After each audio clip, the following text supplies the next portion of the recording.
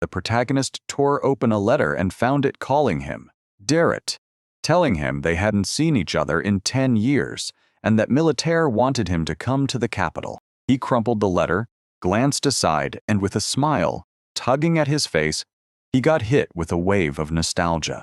A few days before all this blew up, the whole action went down in Redden, inside the Blacksmith'S Guild. So the voice leaned in and asked, "So what exactly did you tell me?" The main character snapped, "Wait, am I really fired?" And you could tell those words crushed him. Across from him stood a man with a girl perched on his arm. The man erupted in shouts that working for his guild was pointless, and Derek didn't even try to defend himself. His silence left the others stunned by every word. The protagonist shot him an apology and begged him to spell it out better. But the guild leader shrugged and declared the whole thing was just a terrible price for what you get deal. Turns out it was Guildmaster Sign-On. He pointed to this as the reason he was firing him, then snapped that he had too many things to handle and needed him out fast. Derek didn't argue at all, and just left. Sinon let out a breath of relief when everything finally went smoothly, then stuck her tongue out and practically cheered. Good riddance to him. The protagonist hauled himself toward the capital, jumped into the carriage, and rode out. Then the coachman called that they'd finally arrived, and right then, Derek leaned in and told the boy he'd fixed it. The little kid beams with joy, gripping his toy like it's treasure, and blurts out how the horse moves, while the woman beside him flashes a warm, smiling look at him. As the protagonist stepped away from the cart, the boy blurted out a thank you and even called him Grandpa. Derek couldn't stop thinking about all the time he'd poured into blacksmithing. He'd been at this for 30 years, and now he was already an old man. Bent but focused then, he shot his hand up to the sky, staring at it like it was answering him. Direct ended up in the kingdom of Gloss actually, right in its capital small, but surrounded by towering mountains and thick, looming forest. The protagonist strode through the city streets and scanned every corner, realizing once again the crowd had swelled since the last time he'd come. Now that I think about it, he hadn't truly left Righton at all. He only had a perfect chance to slip out. And when he did, he felt so much better that he started humming a tune. Out of nowhere, one stall snapped his attention. He charged up to it, spun to the saleswoman, and asked what she'd recommend. And she grinned. The wild boar shashlik. He didn't even hesitate. He grabbed one. Right after he paid, he grabbed the skewer of meat and tore into it, the heat practically burning his hands, and Derek devoured every bite, grinning as he declared it absolutely delicious. The woman stared at him like she'd never seen his face, then demanded where he came from, and the protagonist spilled that he came from Righton. The man even bragged that he'd worked for the Blacksmith'S Guild until they kicked him outright as the room erupted in shouts about whether the guy even understood what this falchion was worth. Rage burned in her chest as she gripped the broken remains of the sword and snapped that it couldn't even cut through an ant's branch. The young guy snapped back in anger, insisting she just didn't know how to use it, and you could tell he was furious about the whole mess. The protagonist blurted, "What's happening? Is this really an argument?" And the woman snapped, "It's coming from the gun shop." The saleswoman flat out warned him their weapons had a terrible reputation, and the main character only chuckled, because honestly, stuff like that is everywhere. Then Derek said he'd slip out for a quick look, thanked her for the amazing food, and the woman warned him to be careful before he went. The customer kept shrieking, swearing that the guy told her the sword was made of steel, and that she should use it on the plant monster. Then she snapped back, demanding to know if he'd really sold her a fake. The arms dealer snapped back that she had zero proof, while his face twisted with an evil grin and a hint of fury simmering underneath. Rage sparked in the girl's chest because he was right, and it felt totally unfair. Then the kid turned to her, shouted "Mom," and begged them to quit the fight and walk away. By now, the main character had pushed right up to the chaos, staring hard at that sword stump. He couldn't shake the thought. Was the guy really claiming he was built from steel? Derek snapped his gaze to the arms dealer and ripped into him for lying. And just like that, both fighters and the whole crowd locked onto him. He leaned in and admitted he was a blacksmith too. Then told me this sword was a complete fraud, not steel at all. Just tin dressed up like a weapon. The arms dealer snapped his finger at him on the spot and blurted, "That could never happen. That's slander." Then the main character stepped up to the woman, asked if he could borrow the object for a moment, and she gave him the go-ahead. So he leaned in and declared, "This is the proof." Direct snapped that everything shows right on the blade. Those ripples are crystal clear, and if there was steel hidden inside, the mark would have shot out in a perfect straight line. In the crowd, people were already buzzing about the blacksmith they knew, and the main character's story sounded dead on, so someone shouted for the guard. The arms dealer's rage finally snapped. He collapsed covered in grime, and Durrett wasted no time calling him out as a fraud, preying on people's ignorance. Rage burned in the main character as he snapped around at the guy and told him, "Stop hiding and be a blacksmith. Take responsibility for what you did." The arms dealer trembled with rage, snapped at the man to shut his mouth, blamed him for everything, then snatched up one of the swords and warned him not to dare. The guy barreled straight at the main character and snarled that he should stop preaching to him. Then the main character snapped at the crowd to move aside, and rage simmered in silence. Right as the arms dealer closed in on Garrett, a girl stepped in front of him and snapped at him to stop what he was doing. Right after that, the stranger yanked the sword clean out of his hands, and the main character plus the angry customers went wide-eyed at what she just did. The arms dealer lay on the ground, passed out cold, and the girl spun to the guards and demanded they haul him off, so they nodded and took him away. Right then, the entire crowd erupted in happiness. Smiles flashed across every face, and people shot their hands up in pure, joyful celebration. People immediately recognized her as the commander of the soldiers, and they erupted into loud cheers and thanks, while the main character just stood there, stunned by what was unfolding. He stared at her, blurted out his thanks, and said she saved him only for the girl to shrug and say it was her job. Then, out of nowhere, she noticed something. She stared him down. Then suddenly, her nerves snapped in. She tried to ask him something, but the words came out shaky and broken, and even Dorette himself started to get flustered under that intense attention. He wondered if his face screamed unemployed, or if he was about to get arrested as some shady old guy. Then the moment he asked himself if he was a teacher, the question was already answered. A bright grin lit up the girl's face, blush burning across her cheeks. Then she introduced herself as Militar and asked if he remembered her. The commander said that 10 years back, she'd crafted a toy sword for her, and the moment it was mentioned, the heroine's memory snapped to that ponytailed little girl right away. Then Dirrett studied her more closely, grinned, and told her he couldn't believe he'd ever run into her here after seeing how much she'd grown. And she lit up and said, "It really is you." The girl fired a question at him. Did he finally get her letter? Right then, her subordinates leaned in and demanded, "Who is this guy?" Militaire shot back that the protagonist had taken care of her when she was tiny, and she'd just sit there and chat with him for a while. After that, the girl snapped orders for her subordinates to fall back first, and they obeyed instantly. Right then, Dirrett staggered in shock and demanded, "Did you really become a commander?" She only smiled and said it happened because of him. The protagonist started praising it as an incredible feat, but the girl cut him off and smirked, saying it wasn't his glory at all. It was her sword that did it. Dirrett demanded to know what she meant, and Militaire told him to look at her. Then the truth started to sink in, slow and brutal, while the man's face tensed to breaking. He grabbed the sword and stared into its pitch-black blade, because this was Shinma, the divine magic sword, rank S, element holy. He gasped that it was the nation's legendary treasure, but Militari smirked and said, "I made it."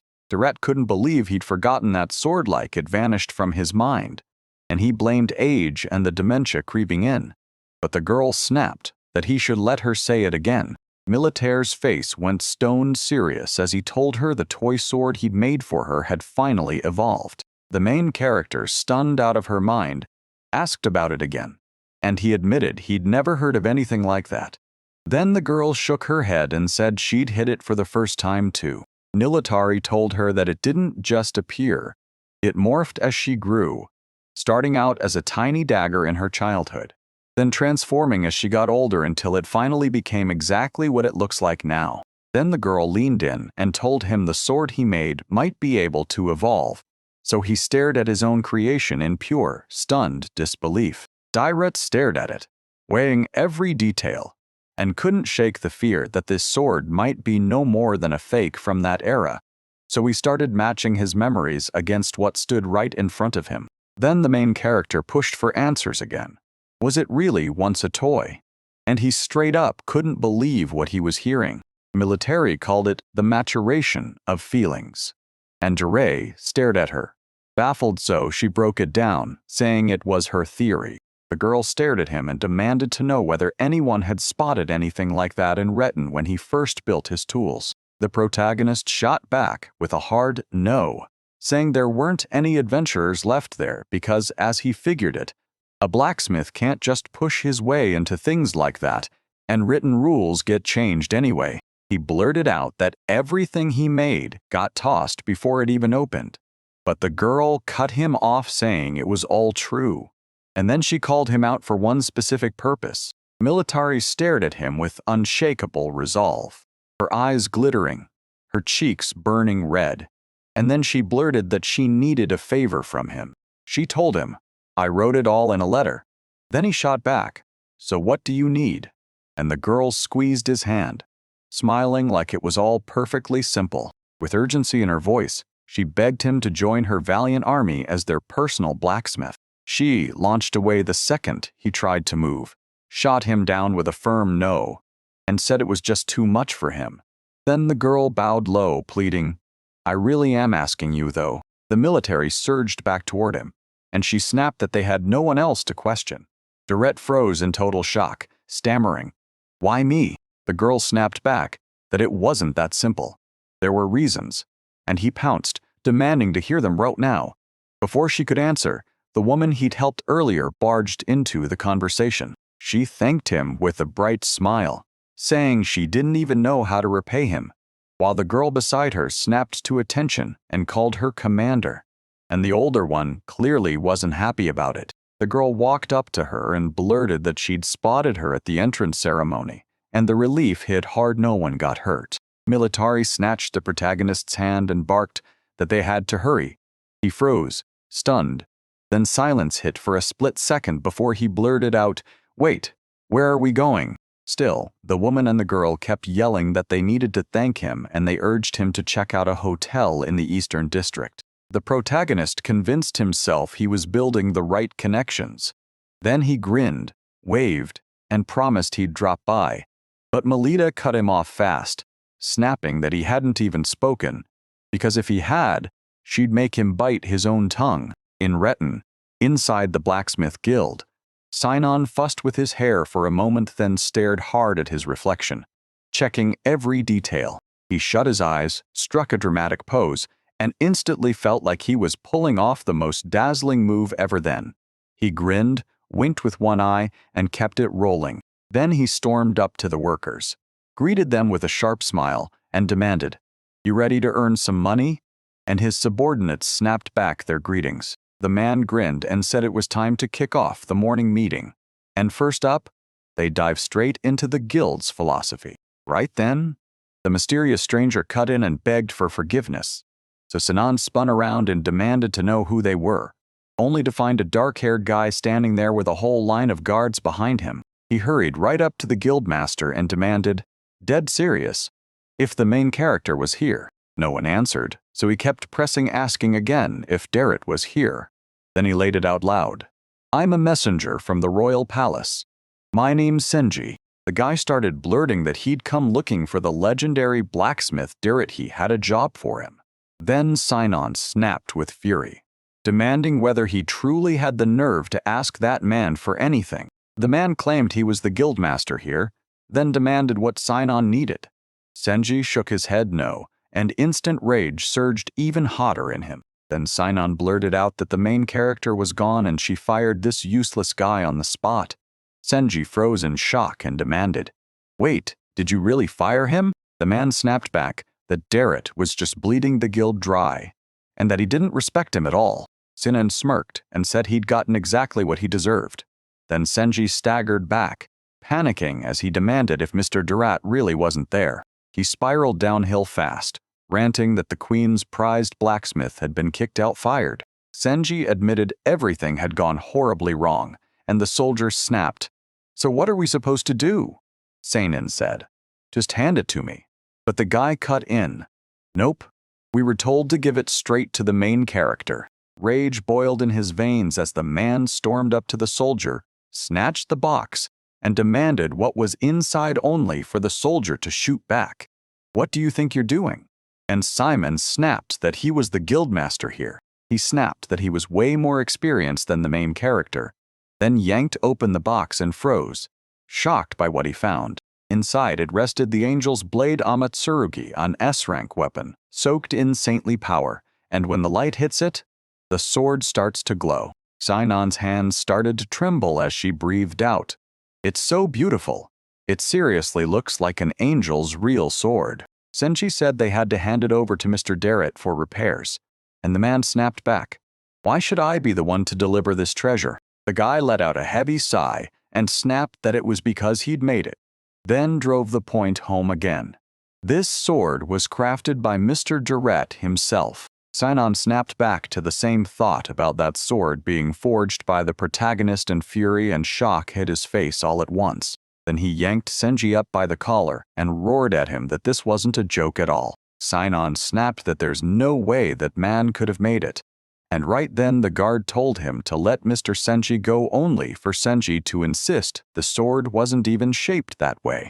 Senji declared the Amatsurugi was a sword that had evolved, and the whole room went dead silent on the spot.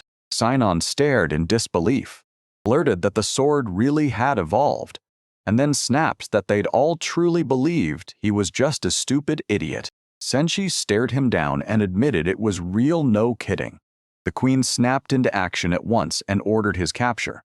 Because Senji wasn't playing around for a second, the sign shrieked once more that he couldn't take it, and then he stormed up to the sword, declaring he'd fix it right now. Senshi shot his hand up to stop him. Because he wasn't Derrit, the man just scoffed back that he was the guildmaster, so obviously he was the best blacksmith in the whole place. Then he glanced at the others and shot them a smug grin, declaring he was the boss, and ordered them to wait right there. Senji thought that made perfect sense. He slammed the door and kicked everyone out of the room, then marched back to the sword, stared at the blade like something was off, and muttered that maybe all it needed was a whetstone to sharpen it up. He's never swung a whetstone a day in his life, but he's watched his workers sharpen blades.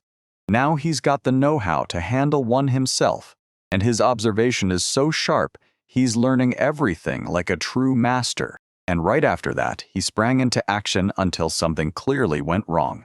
A brutal scream tore out of the house, scaring even the birds hovering nearby. Senji immediately shouted his name, demanded to know what that loud noise was, and asked if he was all right. Sinton snapped back that he was still working, so they had to stay quiet. Turns out, everything went sideways. Once the man finally went for it, his sword snapped clean in half. Sinan realized what he'd done, and the world instantly felt doomed. He'd shattered the country's treasure. And now, execution hung over him like a death sentence. Hanging, drowning, beheading, anything cruel and with terror in his gut.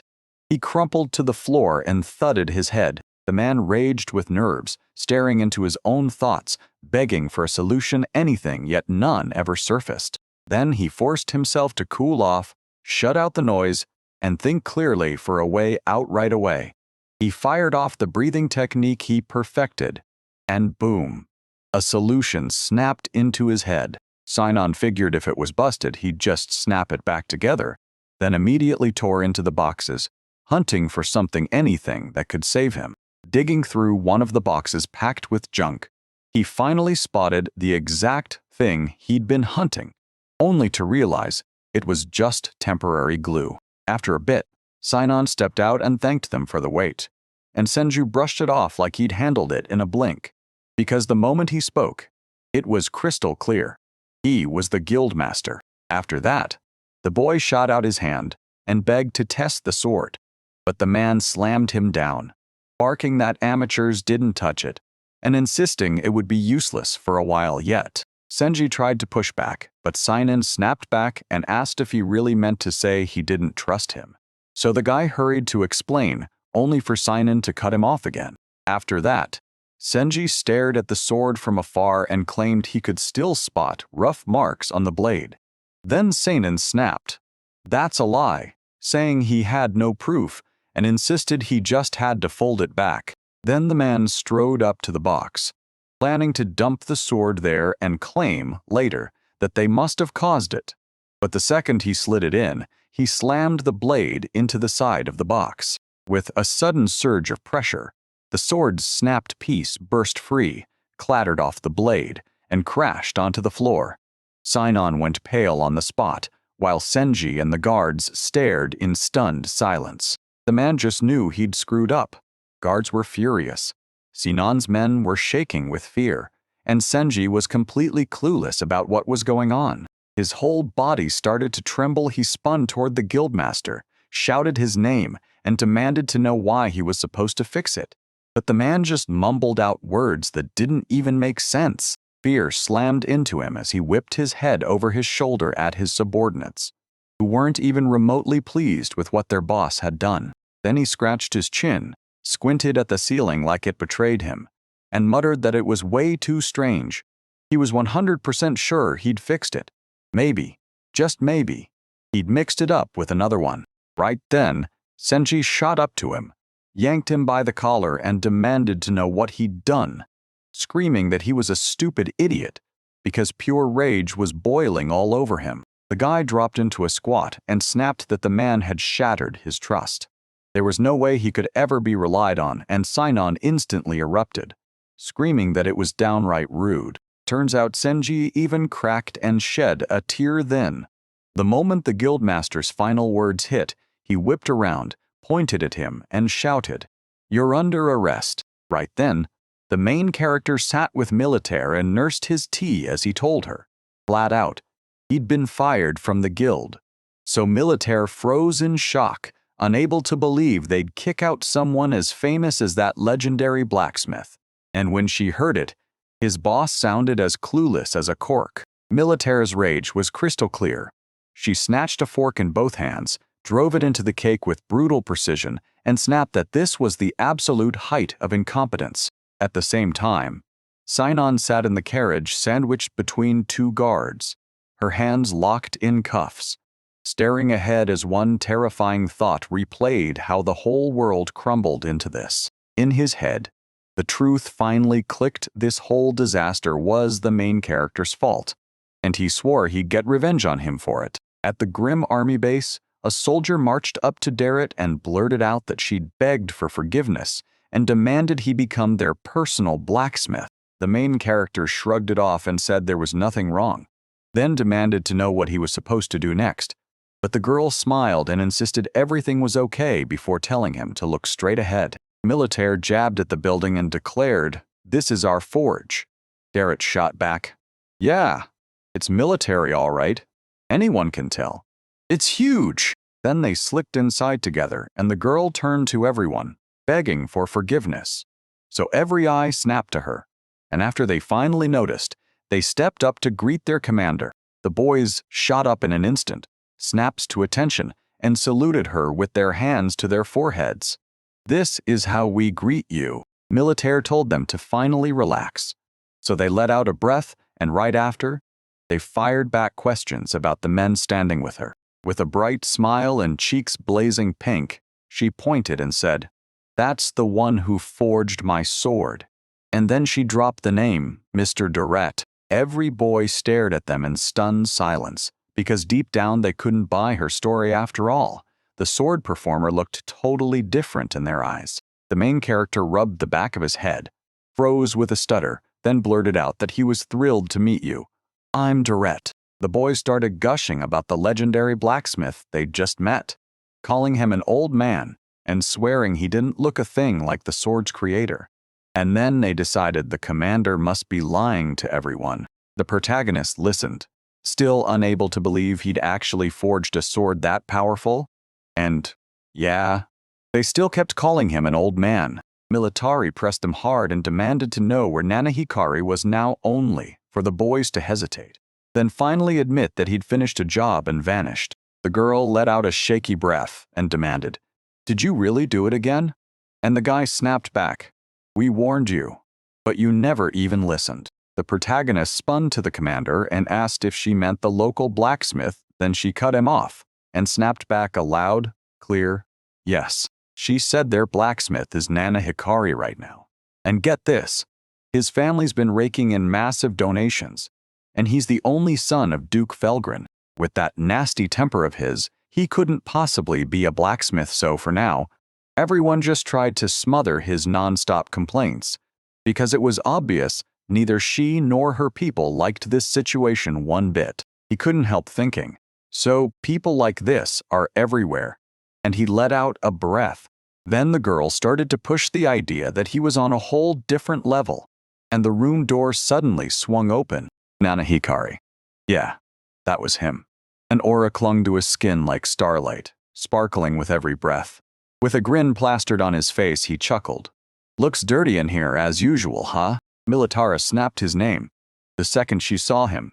Then the protagonist whipped around, met his eyes, and felt his gut drop because the guy looked exactly like his old boss. The girl peppered the blacksmith with where he'd vanished, and he laughed, admitting he'd been on a date, so the brunette leaned in, grilled him about the longsword, and Nana Hikari snatched the blade, asking if he meant this one. Then the guy thrust the sword straight into the brunette's hands and ordered him to hold on so hard the brunette flinched at every word. He didn't catch it.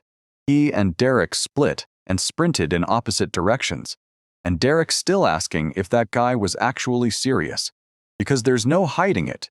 This big shot is showing his awful side wide open. Nana Hikari grinned and asked what they thought about the sword, if he nailed everything perfectly, and the brunette fumbled over her thanks then. Nana Hikari let out a heavy, aching sigh. The protagonist stared at the sword and felt it was a cursed burden, like nobody had even dared to touch it in ages. The militaru, desperate to ask her about it too, but right then the guy spotted him and shot up from his spot. Nana Hikari swore he'd fixed it, bolted toward the brunette, yanked him up by the collar, and demanded to know what was it that he didn't like. Right then, the main character surged forward and caught the guy's fist mid-swing, the one meant to slam the brunette, shocking the blacksmith to his core. Derek stared down Nana Hikari like a judge and told him, "If you're a blacksmith, fix your work." And Nana Hikari shot back, "So what do you need, old man?" A soldier came in hot, grabbed the guy's attention, and ordered him to calm down. Then she revealed the truth. That man forged her legendary sword, and he's a blacksmith from Raiden. Nana Hikari snapped his eyes toward the protagonist, pure shock on his face, and then demanded again, "Tell me, is it really true?" The girl blurted to the guy that he was already a top-tier blacksmith and that, with them, they'd have a second master too. Then she got cut off before she could finish. Nana Hikari yanked his hand out of Derek's and hit him with a serious, straight-up challenge. "Now show me what you've got." Derek just stared back and asked again, "Are you really talking about me?" The boy planted himself in front of them, legs spread and arms locked across his chest, grinning as he dared them to a duel of blacksmiths. Nana Hikari swore they'd battle with swords they'd forged themselves, and if a blade shattered, the fighter was done. So the main character nodded and said he got it. At the same time, the guy grinned and said there were two conditions.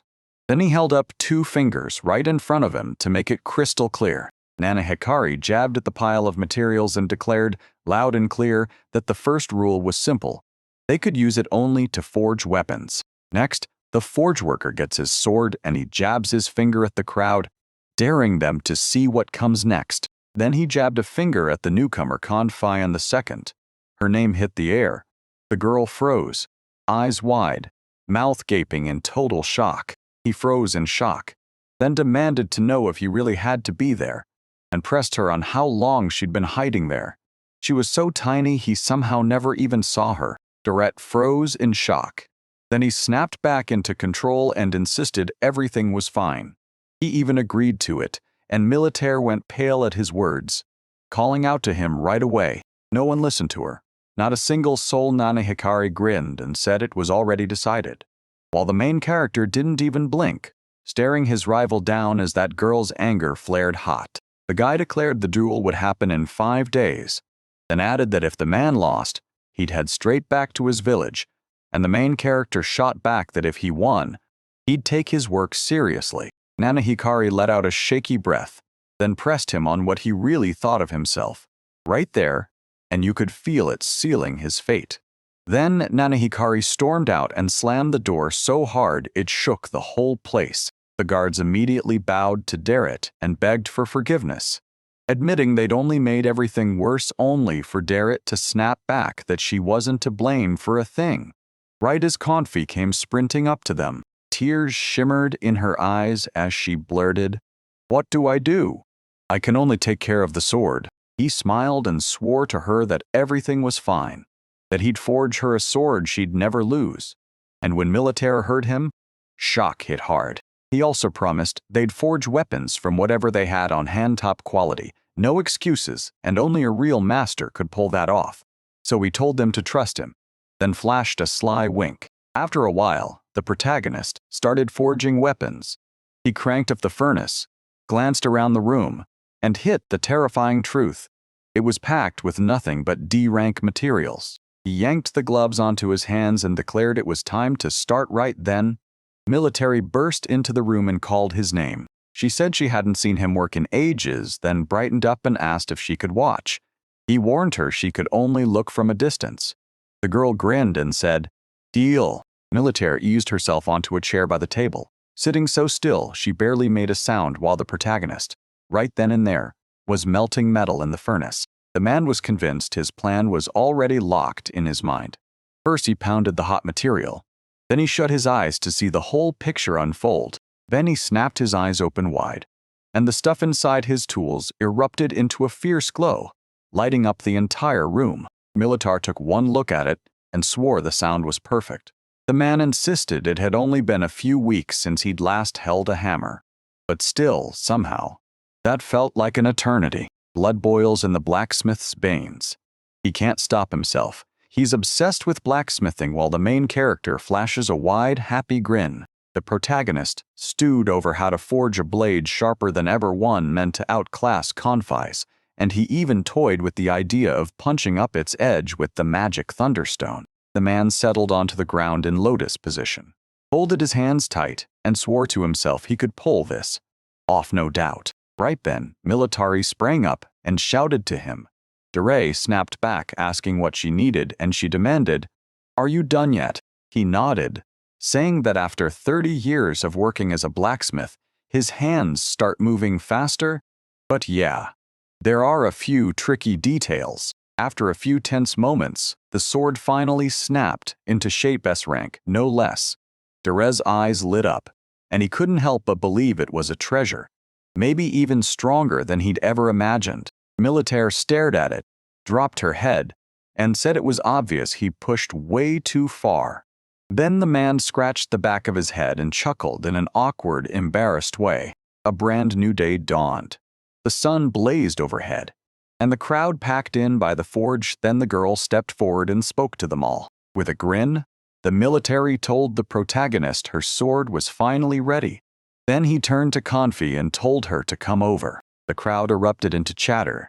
People swore they could tell the master was right on the spot, because he finished it so damn fast, and now everyone was itching to see what kind of sword it even was. Confi marched up to Derrit in full military gear, snapped to attention, saluted with her hand to her head, and shouted their names, declaring that the sword was finally ready. She shot back that he was thinking right on point, and before he could even hesitate, he shoved the sword into her hands, right there, instantly, clutching the blade in his fist.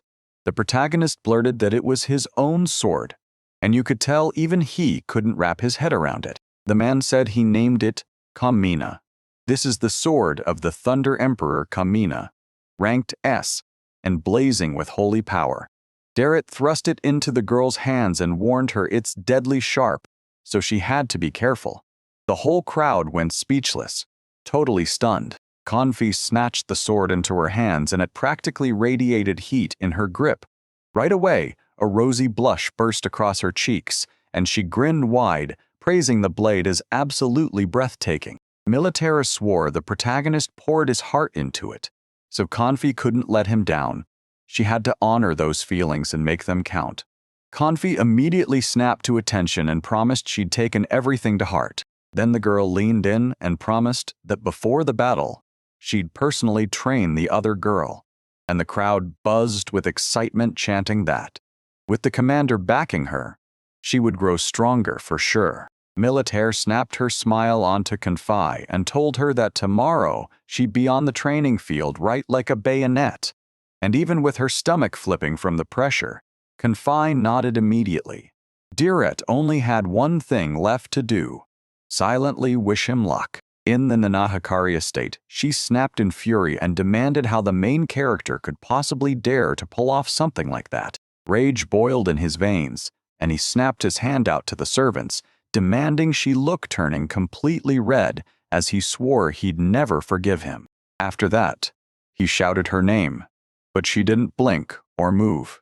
He clocked how capable she was, and it still sent a chill down his spine. Then he snapped, right out loud, that he had to record the beatings and drag him into court. When the girl snapped back that he wouldn't do it, Nanahikari leaned in and demanded, "So why do you think that?" The maid wrapped his hand in bandages, told him it was fine, and then tied a neat bow just for him. Nanahikari was seething over what was happening, baring his teeth in pure rage. Yet the girl didn't even look his way, turning her head and asking if these were really the materials for a sword. He smirked and said these were S-rank materials, then dug out the best he had from his storage: full metal Earth Dragon scale, Thunder God stone, platinum steel, and the eternal flamestone. He bragged that this would let him forge the finest sword that Blacksmith had ever laid eyes on, and the girl nodded like she got it, while Nanahikari clenched his fist and hissed that Dirette better watch closely because he was coming for revenge. Training day finally crashed in, and Militaire bluntly told Confia that there was no way to turn her into a ballmaster in just 5 days. Plus, nobody even knew who her opponent would be. Still, the girl leaned in and listened, eyes locked on every word. The commander pressed on and declared, "The only thing that matters is that the sword never snaps, and she knows exactly how to make that happen." Confi snapped that she finally got it. Just parry the enemy's strikes. And Militara lit up with approval, then ordered her to get ready. She swore her body would remember every detail. Then she exploded forward and slammed into the attack. No doubt, she was fully committed. Confi's jaw dropped turns. Out they skipped the theory entirely and jumped straight into practice, and the main character couldn't believe what was unfolding right in front of them. Right then, Militaire lunged at the girl with sudden violence, and in that cold-eyed stare you could feel the danger. She snapped her sword up in front of her and blocked the strike. While all of this raged on, the girl snapped out strict orders.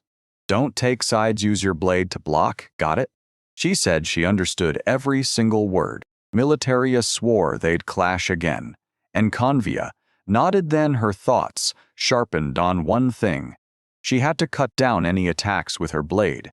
When the commander came in, Convia struck back and landed it clean, and pure joy exploded through her. She was too lost in the chaos to notice then. It hit her. The commander wasn't right in front of her anymore, so she snapped her voice out, calling to him immediately. Then out of nowhere, the girl crept up behind her, snapped a slap on her shoulder, and grinned, "You lost." She warned her not to drop her guard in the next fight, and the girl immediately apologized, before saying they'd do it all again. The main character watched the fights and instantly clocked it. Since day one, that girl had been treating her student with brutal cruelty. When the sky finally turned pitch black, Confit crashed onto her back with her arms flung wide, bruised and filthy, but she still thanked the commander with all her heart. Militaire caught her eye and promised, "Tomorrow we train with Kamina," and the girl nodded like it was the easiest thing in the world. Then the sweet smiling girl snapped her gaze to the main character and told him to ready his sword for the fight. And when he didn't see it coming, he froze, stuttered, and still nodded along. Night swallowed the outside world, and that massive moon blazed overhead, while every forge worker crowded into the dining room and dug into dinner together. That brunette dug into her food like it was war, jaw set, eyes locked in, chewing fast with fierce focus while the guy beside her kept chucking bites straight from his cup. And somewhere nearby someone was joking and chatting smoothly with his coworkers. The brunette leaned in and bragged that the commander's training was still brutal, and Confit red-faced blurted, "Did you really see it all?" The other brunette nodded, swore it was all true. And then poof, they slipped into the shadows. They told him Confi was straight up amazing. She was crushing it, even for her size. And when the girl blushed from the praise, she couldn't help but ask if they really meant it. Confi hated that they brought up his size. She snapped out something nobody even needed to say then. One of the brunettes burst out laughing, and the blonde beside her leaned over and asked the girl if it was time for him to leave. Confi grabbed her tray of dishes, announced she was heading out, and the guys nodded along. Then the blonde shoved a towel into Burnett's hands. His co-worker shouted Confit's name, and the girl whipped around just in time to catch a towel sailing straight for her forehead, leaving her cheeks blazing with pure embarrassment. With bright smiles, the boys told her, "Don't catch a cold," and backed it up with warm gestures. Then the girl bowed right back at them. Outside the window, night swallowed everything in total darkness, and our protagonist stood by a column, staring as Confi worked her sword, swinging and drilling her blows until they landed like thunder. It was crystal clear she'd leveled up. She slammed punch after punch with fury, not a trace of exhaustion on her face, and the man couldn't help but stare in awe. After a while, Confi stopped mid-breath, wiped her face with a towel, and right then the protagonist shouted that she'd done an amazing job. She snapped her attention to the voice right away, blushed hard, and asked if it was really Mr. Durrett then. He grinned and shot back, "So you're really training this late?" Confi lit up and told him, "I do this every single day." Then pushed forward, determined to close the gap with the commander at least a little. The girl grinned ear to ear, picturing Militaro standing right in front of her, and declared that her dream was to be exactly like her. He told the girl, "I get it." But she kept shoving her around, and that freaked him out, so he rushed over to see her. With a grin stretched wide, Confi told the man he was truly kind, and he just scratched his head and said it was all concern, then shot back, "So you're really against it?" Confi shook her head fast and said no. Confi blurted that the main character forged her into a breathtaking blade, so she refused to let it ever break. She pictured the blade right in front of her and blurted that it was just a beautiful sword then. Its sound, sharp like little flashes of thunder, lit up something inside her she'd never felt before, as if she'd fall in love with it instantly. The protagonist froze for a heartbeat. Then the girl called his name, and he admitted he'd bothered her, so he'd head back. Durrett, grinning, spun around and waved, and the girl sent him off with a sweet goodnight. Confi's shining, proud face hit Dara like lightning. He couldn't believe she loved the sword he'd forged that much, and he started wondering when his craft had last brought someone this much joy. It was clear the main character was thrilled. He grinned, spun around, and declared that everything was settled. The man paced down the road, fretting over how he'd have to team up with Kamina, while a bright little tune hummed along with him. 4 days had passed since the rivalry was announced, and Nana Hikari's rage was boiling. Nothing satisfied him anymore. He snapped and called out to Gilmas. The boy fired off, "Why is your sword rank A, but it has 0 element?" And the servant's fear hit like pressure he couldn't breathe through. Gilmas looked like he was about to crack his voice, stammered out that S-rank materials were brutal to process. Nana Hikari snapped, furious that he didn't want to hear a word, then shoved his hand out to the side and ordered the guy to get lost, only for the other to mumble that it was all about the payment. The heir of the house thrust his sword forward, staring down the man and demanding to know, did he really want to settle this by paying with his life? Gilmas bolted from home, terrified out of his mind, and Nana Hikari snapped to her servant Eigen to summon just one person for him. Eigen nodded and promised she had it all under control. After a while, the mercenary Detroit showed up, and the moment he arrived, he faced Nana Hikari and then called him Lord, asking what he truly wanted to be called. The guy sat at the table, slurped coffee, and laid out the whole direct mess.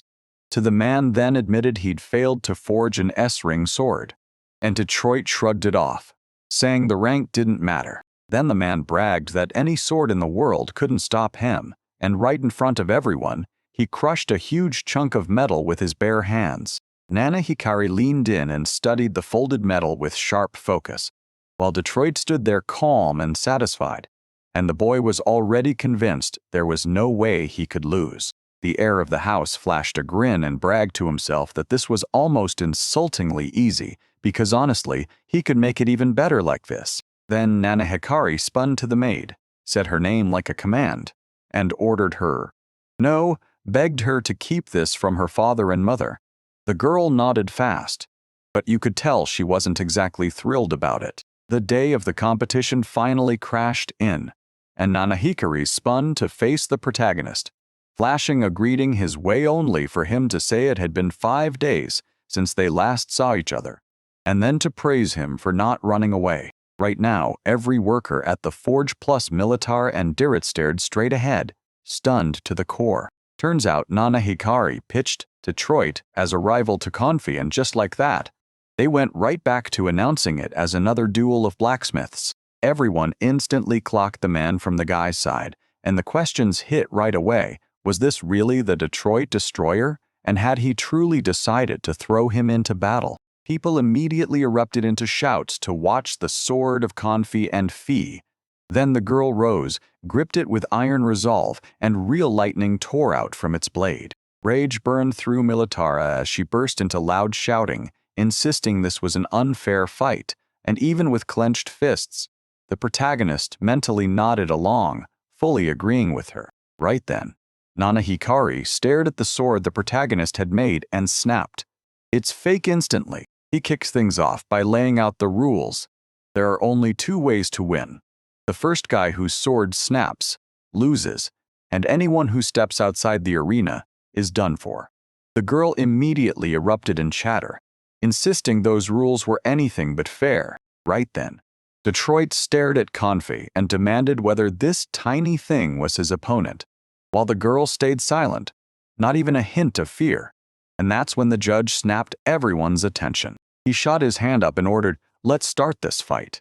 The other guy snapped his sword up too and lunged straight at Confi, because as a mercenary, he'd been trained for combat his whole life. The man slammed into the ground so hard that dust and dirt exploded everywhere. Confit even had to scoot back because it was too much. The crowd was stunned, and the moment it hit, they erupted in screams. This force was so massive, they barely held their ground, like the air itself was trying to blow them away. Detroit didn't give anything time to cool off. He lunged straight at the girl, barking that she'd get what she deserves, because she wouldn't be able to run forever. The man slammed another punch, and Confi got blasted through the air. She soared high, then landed far away from her enemy. Turns out she'd walked straight into a brutal trap. When the chaos shifted, they closed in on the corner. Detroit burst out laughing, and everyone jeered that Confit had finally run out of escape routes. The Forge's spectators and workers stared in stunned silence, and then someone in the crowd blurted out that they couldn't keep watching this. Detroit snapped to Confi and asked if she'd just surrender to him. Then she cut him off, resolute and a little furious, refusing point blank and reminding him she wasn't giving in, even though he'd already warned her. Then the destroyer snarled that she'd regret this choice instantly, and he cranked his muscles tight, straining his arms to flex his overwhelming power. Confi stared at him, a jolt of nerves hitting her. After all, the enemy wasn't playing around. Then she remembered how the commander had drilled him relentlessly, and how Mr. Dirrit had built Kamina for her. At that moment, Detroit swung his massive sword and roared for Convi not to die. Then Convi answered, voice packed with pure resolve. She would not go down. After she said that, She tore open the sky with her sword's full-power lightning bolts erupted everywhere across the field, crawling toward anything nearby. Militaire and Nana Hikari stared in stunned disbelief at the chaos. Turns out, that power let Konfi sever Detroit's sword. Its blade ripped away and shot off to the side. His teammates froze in shock, then started whispering in panic about whether the destroyer's sword really had shattered. The protagonist studied it inch by inch, eyes locked, but his face twisted into a confusing frown like, did he just overdo it with that sword? The judge instantly snapped his eyes to the chaos and declared Konfi the winner, and the whole crowd just froze in stunned silence. Militaire shot the main character a grin, called him teacher, and announced they'd finally done it so. He nodded right along with her. Then Konfi sprinted up to them, grinning like a kid. She even shouted for the girl to come, calling her commander, and the girl shot back, "I'm a good girl." Right then, Detroit, shaking and staggering, stumbled toward Nana Hikari in pure shock. Durette strode up to him grinning and said, "Like I promised, from today on, take your work seriously." And the guy snapped, "Shut up and don't talk to me." Nana Hikari jabbed a finger at him and declared he was quitting the Stomp Army, then snapped that they should all die here, and he'd sue them for it. His maid stared back, burning with rage. Then she snapped a quick tap to his back to shut him up, and you could see it. He never saw that coming from her. Direct, Confit, and Militaire were completely stunned. Then the maid bowed, blurted out that her young master had messed up, and promised she'd tear him a new one and knock some sense into him. The protagonist, the commander, and Konfi stood there as the maid. Nana Hikari and Detroit marched off the battlefield. Later, back at the guy's place, the whole room seemed to hiss that Durette was pure evil and that he'd never forgive him. Then he whipped around to the destroyer and demanded, "So what did you get paid for?" Detroit told him he was retiring, and the guy nearly burst in shock. Then Detroit added he'd already lost to a little girl and that he was just too weak. Then he just stepped out into the corridor, strode off like it was over, and called out that he'd finally live in peace. Then he threw them a goodbye and vanished. Rage boiled in the house's heirs' veins. He snapped that the destroyer was nothing but a useless, rotten nobody, then wheeled on the maid and ordered her turn, calling her a damn traitor. Namekari exploded, screaming that the girl had the nerve to raise her hand against her master. So now she needed to apologize. Right now. She shrugged and said she'd admit it. She hit him, but the guy didn't even look her way, just told her to go ahead and confess. The maid had already shifted aside when she blurted that he was using S-Rink materials and that a destroyer was lurking inside the mansion. The girl kept talking. She said she'd told all of it to his parents. Then she waved goodbye and turned to walk away, and Nana Hikari was stunned by the last thing she'd just said. He bolted into the corridor after her, shouted her name, demanded she keep her promise to stay silent, then threatened to fire her right as someone called his name. It was his parents' rage poured off them in powerful waves, and the man gripped the paper in his hand as Nana Hikari instantly called them. His father demanded, "Did you ship our prepared materials to another country without permission?" And his mother snapped back, "Are you trying to torch our family's name?" They started yelling at him, demanding to know if he even understood what he was doing. Nana Hikari tried to explain, but they wouldn't hear a word, and father finally said he was done. The man looked his son dead in the eyes and declared they were kicking him out of the family straight up. No wiggle room, and the boy nearly couldn't breathe from how shocked he was. Then the family head spun to his servants and ordered, "Take me to the forest of Timon." Nana Hikari shot out his hand and pleaded with them to stop. But the parents just turned their backs and marched away. Nana Hikari thrust his hand toward his parents as they walked out, practically begging them to stay. But he kept shouting their names, and they never even answered. After some time in the Timon forest, he pushed through thorny thickets, and wild, eerie noises burst from every direction so terrifying he couldn't stop trembling. Nana Hikari stared into the void, basically begging the universe to tell him what everyone wanted from him. Then he confessed they were all leaving him behind. The first cuts and bruises already crawled across his face as he realized he was trapped, alone, surrounded by monsters, deep in the forest. And it all starts because of the main character envy sparked in him. So he marched up and challenged him to a duel. Nana Hikari froze on the spot, dropped his head, and replayed that moment wondering why he didn't just come clean, instead of holding back. Near the army forge, Militari leaned in and told Konfi this duel was solid, and that she was moving like a veteran soldier. The girl saluted the commander and thanked her, then proudly said she'd won thanks to her and Dorette only, for Dorette to grin and reply that he just made the sword. The main character claimed the real credit belonged to the girl, and she broke into a sweet smile right when someone shouted her name. Konfi sprinted straight to her comrades, then turned to Dorette and Militaire and gushed that she couldn't thank them enough. By the time she got to the guys, they were already yelling their praise, cheering that she was such a good girl. Militar stared at her and declared that today was the spark of her brilliant career. Then the main character nodded, right there, in full agreement. Then the girl blurted out to everyone that, starting right now, Dirrit would be their army's new blacksmith. So the crowd erupted in cheers, chanting, "He's just an old man," while Dirrit sat there thinking, "I just wish they wouldn't call me that." At that same moment, deep in the palace of the kingdom of Grossa, the building sprawled massive and towering, bristling with multiple towers. Senji trudged through a dim corridor when a voice erupted, screaming for someone to let them out. Then he spotted several people camped right in front of his cell. It turned out to be Sinon, rage blazing in his eyes, as he snapped that they were caging him like a monkey, and swore they'd never get away with it. The man snapped that they ignored his complaints, then screamed they were unbad people. So one guard demanded, "What are you talking about?"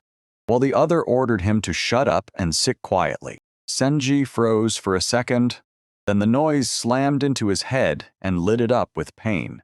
A few moments later, he stepped closer, thanked the guards for their work, and they snapped into a sharp salute right away. After that, the guy yanked the cell bars open and barked for Sinon to get out, and Sinon just stared in shock while Senji looked furious, like he hated that he had to do it. A brand new day rolled in, and near the army forge a massive line had wrapped around the place, so of course, newcomers stared in disbelief and demanded, "Are we really doing this queue again?"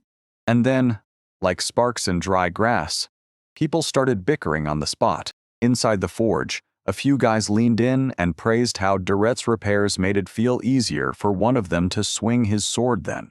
One man demanded his blade be adjusted, and another pushed for his shoulder pads to be tweaked. With a hammer gripped tight in his hand, the main character whirled around, told them to wait just a moment, and made sure everything stayed in perfect queue. Several people crowded right inside the forge, eyes locked on Direct as he worked that weapon. Right then, they snapped their heads to the side, and there it was, a sword sealed inside the box, fronted by a glass door, so it gleamed in full view.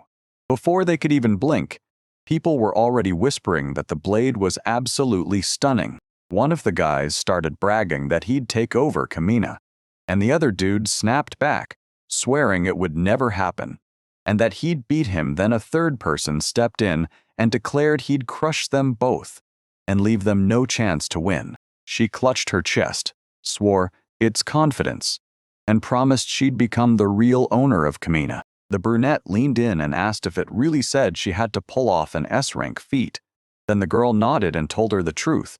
Commanders have to do it to wipe out one of the 4 demon kings. Right then, the protagonist caught every word, and in sheer shock, blurted out, "Wait, Militaire really beat the demon king?" Konfi nodded and said, "It's true, the commander is unreal.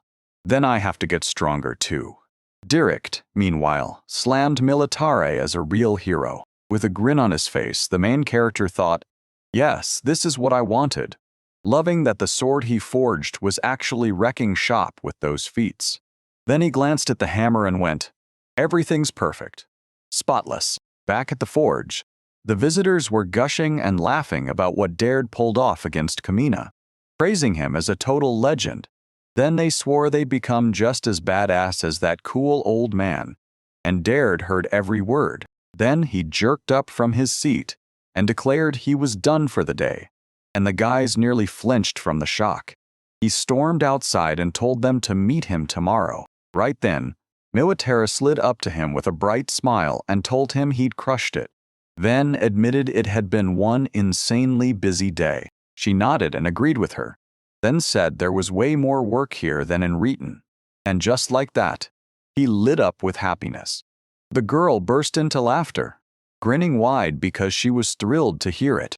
Militaire also said that ever since Dared showed up, the soldiers changed too. Now they all want Kamina, so they threw themselves into training like their lives depended on it. The protagonist broke into a smile, told her that was the greatest praise a blacksmith could ever dream of, and then, right there, thanked her for it. Right then, the girl bowed her head and blurted out that she was so sorry. Her Majesty had put limits on him. Then she admitted she meant the same thing for the gear and the repairs too, and he shot back, asking if that was really what she wanted, to which she nodded. Then the main character snapped that there was nothing wrong with it. He understood the whole thing, and he was sure a weapon like Kamina couldn't possibly be everywhere, with everyone. Militaire grinned at him with pure warmth, and a rosy blush popped on her cheeks. She told him she'd come with a crucial talk, and he shot back right away, demanding to hear what it was. The girl told him, "Her Majesty wants to meet you," then pushed him to the palace door. The protagonist went rigid with shock and blurted, "Do we really have to do this right now?" She answered, "Yes." Then the man snapped, "Why?" And you could see the tension coiling tight in him like a spring. Militaire made it clear. Thanks to his efforts, he'd pumped up the soldiers' motivation. And that's a huge win. Right as the hero started wondering if the queen truly wanted to meet a commoner and what he should do right now, the girl suddenly called out to him. The man snapped toward the military, stumbled over his words, and blurted, "What's a queen?" The girl paused for a heartbeat, then promised she'd explain it in just a few words. The commander replayed every one of their meetings in his mind and swore she was ruthless, even then.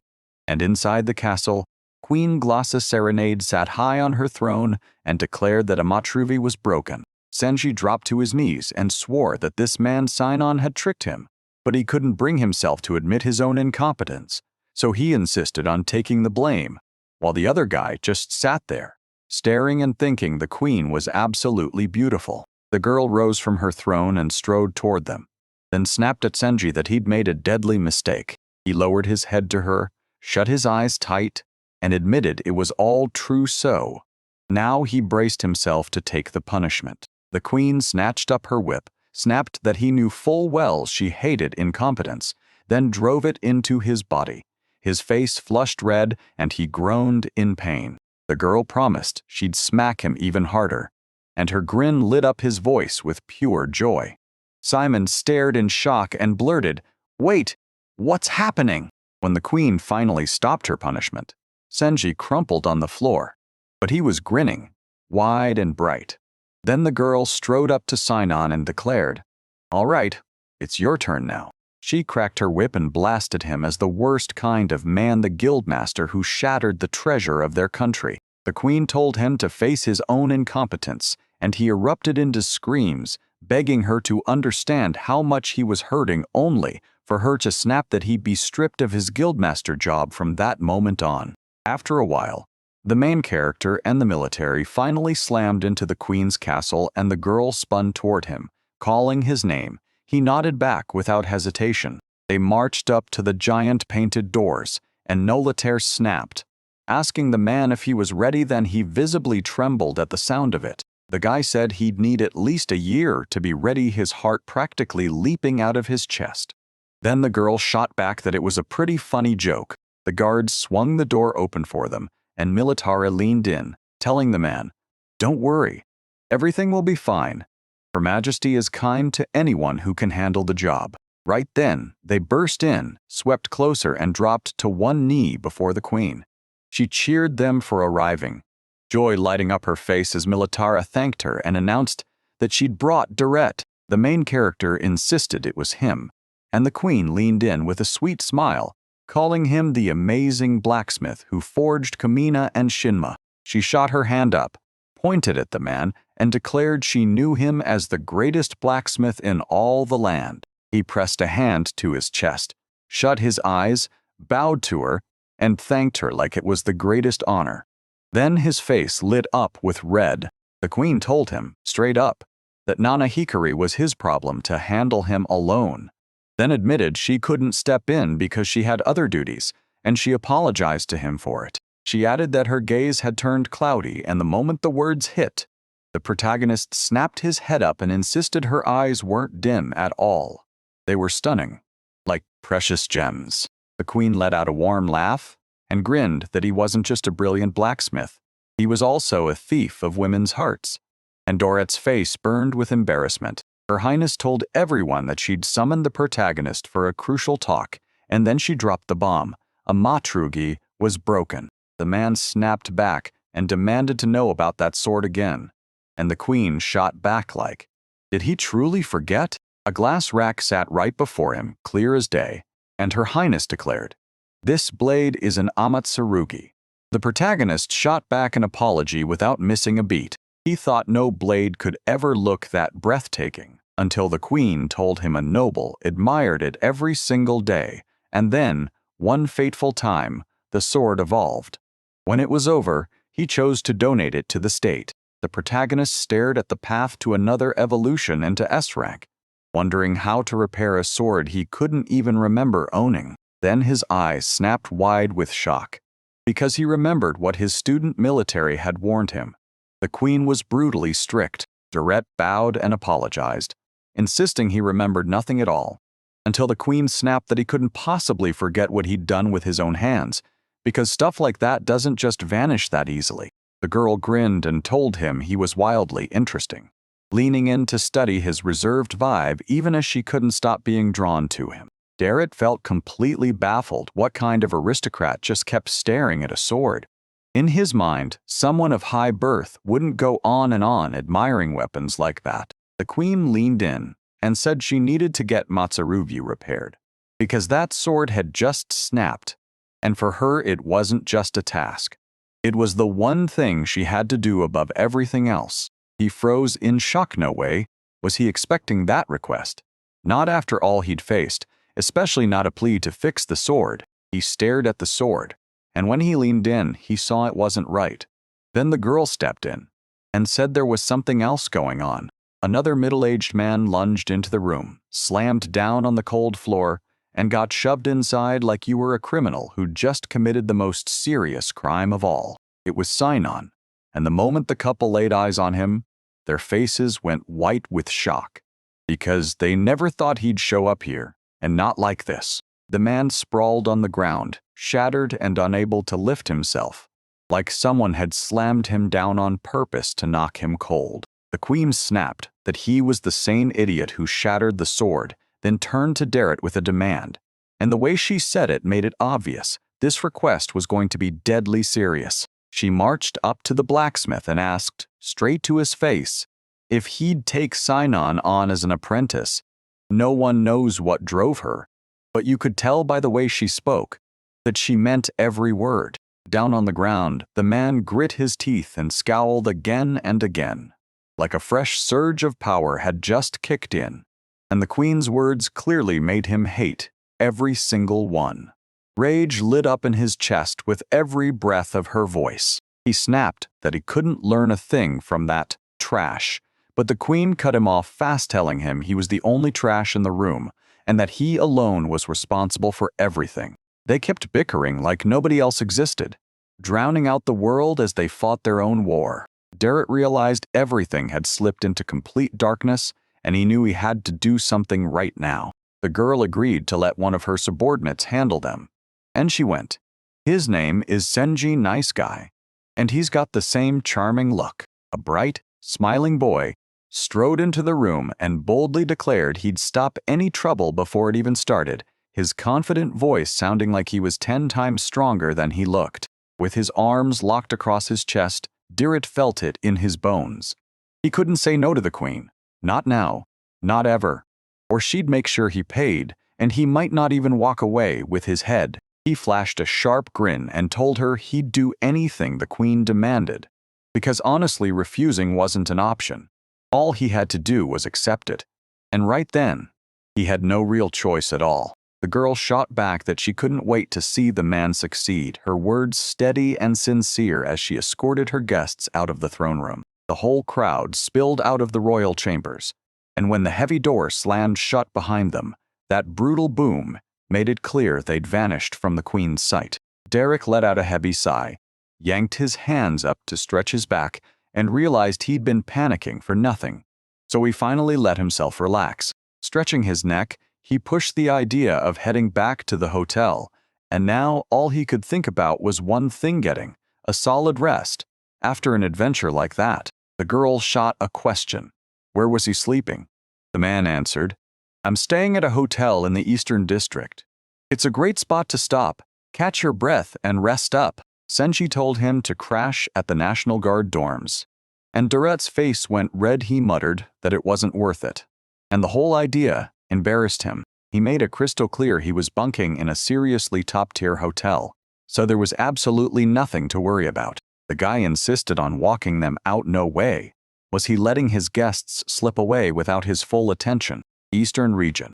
Deret jammed at the spot where he'd stopped, a tiny 2-story house packed with rooms, and somehow it looked warm and inviting. He burst in, told Dell, "I'm back," and looked relieved, like he'd finally gotten the rest he needed. She flashed a bright smile and greeted him, but the moment she spoke up, her worry spilled out. She'd been fretting the whole time because he'd vanished for so long, and that fear sat heavy in her chest. Militaire snapped with anger, blurted that she was moving in too, and the couple nearly choked, because they definitely hadn't expected her to blow up that hard. With a sinister smile, the girl declared that starting today, she'd be staying here too, because she wasn't about to let Deret go so easily, and her unshakable voice and rigid posture made it crystal clear. Dell nodded, awkward, but determined, and promised she'd get the room ready in a flash. Though that girl's fury had her stomach in knots, because getting stared at like someone wanted to torture right now wasn't something that happened every day. She snapped around in a rush, daring her next move because she had to know the truth right now. She asked, "Bath first or dinner?" And the man snapped, "If soldiers are coming, we eat first." Then he looked after her like she was his own daughter. The girl and Sinon hated this. Instantly rage surged in both of them, but for completely different reasons. The man barked, "Why are they spoiling only Deret?" Then added that he'd be staying here too, jealousy burning hard inside him, because he wanted that same sweet girl's attention all for himself. Senshi slammed a kick into him and snapped that nobody was going to let him stall here. Rage burned through him, and there was no way he could keep going on like this. Dell looked crushed and told everyone the inn was full, no free rooms anywhere, so even if the kids begged, there were only stables left, and they'd have to leave. Sinon's jaw dropped at the sheer nerve. Then Senji snatched his ear and yanked him toward the stables, dragging him off before the anger could fully ignite. This guy couldn't stand it. He snapped that he was the guildmaster, and when she pushed back, he threw out the truth. He was already a former master, so none of it mattered. Dell told the couple to hold up for a sec, and Militaire snapped her gaze to her teacher, desperate to get answers. Shock hit him, and he snapped his focus to the girl, instantly hooked on what she wanted from him. She asked if they had anything planned for tomorrow, and when they said no, the man snapped back that he had absolutely nothing scheduled. The girl's eyes lit up, and she promised, "Then we'll finally spend the evening alone together." The very next day, Deret thrust out his hand to the man, and the guy lit up instantly, so happy to meet the blacksmith, and admitted he'd heard everything about Deret. Nana Hikari rubbed the back of his head and said she'd fired everyone, so they had no choice but to go outside. But the second they saw their commander again, relief hit them because it had been ages since they'd laid eyes on each other. Then his voice snapped into a whole new tone, like he was about to spill a secret. He basically said, "There are probably loads of people out there, like Nana Hikari people, who could crack that national treasure, so why aren't they punished?" Then he admitted it. He only got away with it because the queen chose mercy on him. Out of nowhere, Senji showed up beside him and snapped him back to the moment time to start repairing the sword. Tourette was relieved because he'd nearly completely blanked on it. They strode up to a weird bag stuffed so full and heavy it practically dragged the ground. Senshi pointed to his bag and said to toss in the steel ore, larval stone, aqua stone, magic fortification stone, and a few other little gems. He told Nana Hikari he kept it secret because in his mind, Dorez should use those tools as the real deal blacksmith, the kind who pours his heart into the craft. He added that if the man could mend them with amatsurugi, it'd be a huge honor for them. Derek squinted at the stones up close and grinned. He knew he could definitely use them, and he was thrilled he'd finally gotten his hands on something this amazing. A nearby company demanded to see how the blacksmith worked, and the man practically jumped at the chance. He couldn't wait for them to watch the hammering in action. He stared at the sword and felt his breath catch. Every detail was crafted with insane care, so clean it was nearly flawless. He replayed the moment he forged the sword in his mind and grinned, because the craftsmanship was absolutely flawless. Then it hit him hard. Can I even beat my old self? He wondered, staring into the truth. There's no promise he'll fix the sword the way he did when he was young. The whole team huddled close, eyes locked on the man as he geared up to work, and the excitement was so thick they could barely wait for him to start. As he yanked on his gloves, he realized there was no point stressing anymore. He had to drop it and focus on the real problem. How in the world he was going to fix that sword? He threw himself into the forge for hours on end, working like a real blacksmith, enduring pain for so long, and by the time it hit, there was no backing out anymore. In a blink, the sword was ready and everyone in the crowd gasped, shocked that he could pull it off so fast because he always left them stunned by how quickly he worked. 3 young blacksmiths came creeping in, desperate to figure out exactly how he repaired that sword, what he did, step by step. And then they begged to be his apprentices. They didn't just want a lesson. They wanted to be as legendary as Direct, and the whole thing left him painfully embarrassed. Militer stood nearby, grinning ear to ear, and told her that her teacher was insanely popular. She'd been so proud of him, like he was her own father. Derek's face burned with embarrassment as he begged her to stop hyping him up, but the second it happened, he snapped back to Sinon standing right beside him, glaring in pure anger, and he forced out a shaky smile like he didn't deserve all that praise. Derek admitted he couldn't swing that hammer yet, his skills were too weak, so he needed to drill and practice for a little longer first. Rage surged through him as he exploded, yelling that nobody was allowed to bark orders at him. He couldn't stand being commanded because to him it was pure impudence, and he refused to let his pride take that hit. Senji slammed him on the head and snapped at him, not to get so arrogant brutal as it was. Nobody dared say a word. Derek shoved a hammer into the man's hands and told him to smack a sheet of metal, then warned, "Don't you dare hit your fingers or you'll end up seriously hurt." He snatched the hammer out of nowhere, even as the nearby crowd doubted him to the bone and refused to believe he could pull it off. Sinon thrust his hammer toward the air, lining up a brutal strike on the metal, because he was dead set on humiliating every one of his offenders and proving, loud and clear, that he had real talent too. It was a total fail. He still smashed his own finger, just like you'd expect from someone like him. Pain ripped through his finger and the man started rolling on the floor, screaming at the top of his lungs. Derek asked if the man was all right, but Seinen snapped back, "Don't go near him." Rage was blazing, and worst of all, he was furious at Derek himself because he couldn't stand that the blacksmith was getting all the attention. Senshi slammed another strike and barked at him to stop swinging that hammer. Right there, the crowd nearest them started whispering, completely thrown off by Sinon's bizarre act. And you could tell they hated what they were seeing. The man blared out that nobody should look down on him, and Derek realized just how brutal this would be for him, because that wild student was on a whole different level. That evening, everyone packed into the bar, desperate to celebrate the arrival of the new Mr. Derek, an insanely bright moment that had every single person grinning from ear to ear. They lifted their glasses, roared, bottoms up. And for one wild moment, everyone felt light as air, ready to drown every problem and party like it was the only night that mattered. Militaire's eyes darkened as if something was tearing at her. She wanted answers. And that night, her frustration showed plain as day on her face. She demanded to know why Dell and Confi were there.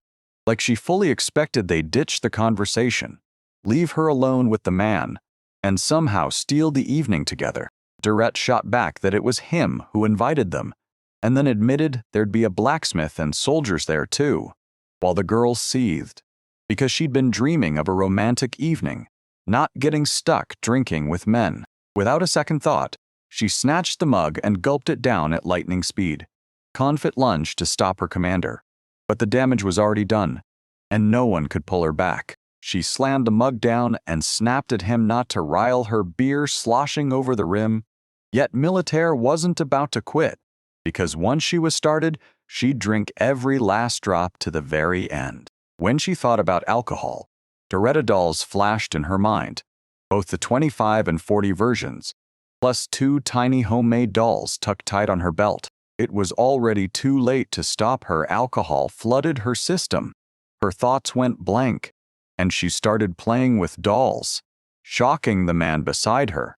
Because no matter how drunk he was, she definitely didn't just come to life. The nearby teen couldn't help but find it adorable that the girl had a brand new doll, no judgment at all. Just straight up support, cheering her on like crazy. Comfy snapped that she'll stay like this until bedtime, and she warned everyone, don't touch her unless you're trying to cause trouble. Somehow, the Militarum commander's image vanished from Durrett's mind, and suddenly he couldn't take her seriously anymore. Like she wasn't just a lady barking orders to her troops. Dell spun to face the man and told him she'd heard he'd been part of a blacksmith duel, and the thought scared her to death, so she just wanted to ease her worries. She told him he'd crafted a perfect weapon for Confa, and thanked him. Then Durrett shot back. It's just my job. Brushing off the praise like it was nothing, even while he absolutely didn't want to admit he was a great blacksmith. The girl snapped at him, telling him to stop being modest because with this amazing sword, she'd crushed a brute with terrifying strength. But the man brushed it off and swore it was all Confi's training. The girl stared at them with eyes so wide it was like a kid was watching her parents stare, stunned and clutching wonder like a doll. She stormed up to him out of nowhere and bluntly asked if he'd forge a weapon for himself, because the idea of a weapon for Mr. Durrett was just too wild and rare to ignore. Durrett blushed and shot back that he wasn't some adventurer who needed weapons, just an ordinary blacksmith, and he had zero plans to swing into a fight like the rest of their city. Militara shot back, why not?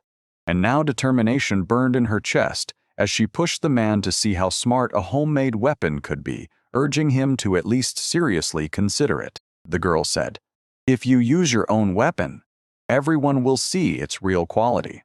Then people will line up to order weapons from you for themselves. The man mulled it over, and it finally clicked. Yeah, it made sense, but he still wasn't fully sure, so he forced himself to think it through carefully before he could even shut the idea down. Her words smacked him straight to the weapon in his head, and he stared at his doll grimly clutching a spoon like it was a personal blade until it felt like he was actually ready to dive into this adventure. On the street, right in front of the crowd, Militana shouted that Mr. Durrett was about to build a weapon for himself. News that lit up everyone who had come to hear her. She told him it could help him defend himself, and the man shot back that if he got his own weapon, he'd level up his blacksmithing skills fast. The crowd nearby erupted in cheers, convinced this man was about to forge his own weapon, and absolutely sure it would be legendary, because not a single soul doubted the great blacksmith's skills. A kind smile spread across the man's face as he thanked everyone for their support. Then, out of nowhere, an English shout ripped through the air. Stop!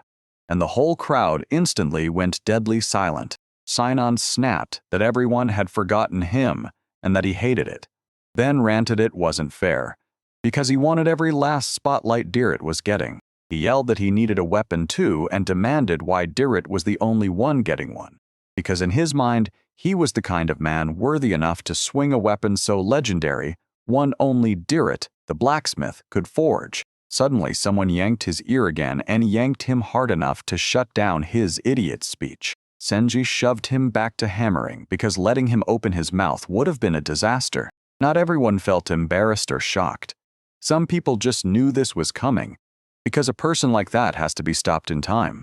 Direct cracked an awkward smile at the whole scene, totally torn between laughter and tears. The Glow's army warehouses. Dirrit was digging through the boxes, hunting for the one thing he couldn't afford to miss. He grabbed 2 stones and instantly knew this was the right stuff. Just by staring at them, he could figure out what he'd need and what he definitely didn't. Rifle scanning the other boxes, he uncovered even more gear he could actually use for his work. And the moment he spotted each little thing in that warehouse, joy hit him hard. Melita demanded to know why he wasn't planning to use A-rank materials, then shot back that he could grab them without a single worry. No one would dare object. The man snapped back no, saying even a low-rank's job would be plenty for him, and he refused to touch any high-rank materials. Direct declared he'd leave the good stuff for the soldiers. He refused to hoard the best for himself when everyone around him needed it more. This one sentence snapped her into reality. She shot her eyes wide and suddenly saw it all. The noble man right in front of her, warm-hearted and endlessly generous. She cowered and started shaking, and the man snapped around stunned, unable to make sense of why her mood had flipped so fast, so suddenly that it rattled him for a second. Wiping her tears with a handkerchief, she said her teacher was a noble man, and she couldn't even wrap her head around just how massive the soul of the person standing before her truly was. Direct snapped back that she'd overestimated him, then said he'd already grabbed everything he needed and was raring to go, so impatient to start forging his weapon. He could barely stand still. A crowd surged around the man, buzzing with curiosity as they begged to know what weapon he'd forge for himself, ready to pitch ideas, lend help, and turn his next move into legend. He rubbed his head and admitted he had 100 ideas, but no clue what to create. And then from the crowd, a booming female voice screamed, "Make a sword!" The girl flashed a confident grin and declared she could train with swords. Then she dared to hope she could join her teacher as his student and prove herself useful, just like he once did for her. At the mention of the sword, the man let out a heavy sigh. He just didn't trust himself to control it. He wasn't even sure this was smart. His mind kept replaying him trying to wrestle a heavy sword and face-planting at the worst possible moment. Direct slid on a glove and snapped that he'd rather be doing something else. Militana froze in shock, totally lost at first yet. He just stayed silent and grabbed the hammer. After showing it to everyone, he grinned like a firework and declared he'd turn a hammer into a weapon, already picturing his very own personal armament, forged just for him. The nearby crowd froze in shock. They never saw it coming, and they couldn't believe their ears, because instead of any normal weapon, they heard about a weapon shaped like a hammer. The blacksmith man explained that he uses it all the time because in his hands, it feels instantly familiar, and for him, it's the most convenient weapon he could possibly have. Direct said he'd been swinging a hammer forever, so turning it into a weapon would be a cakewalk, and he'd pick up the moves fast. The crowd got it.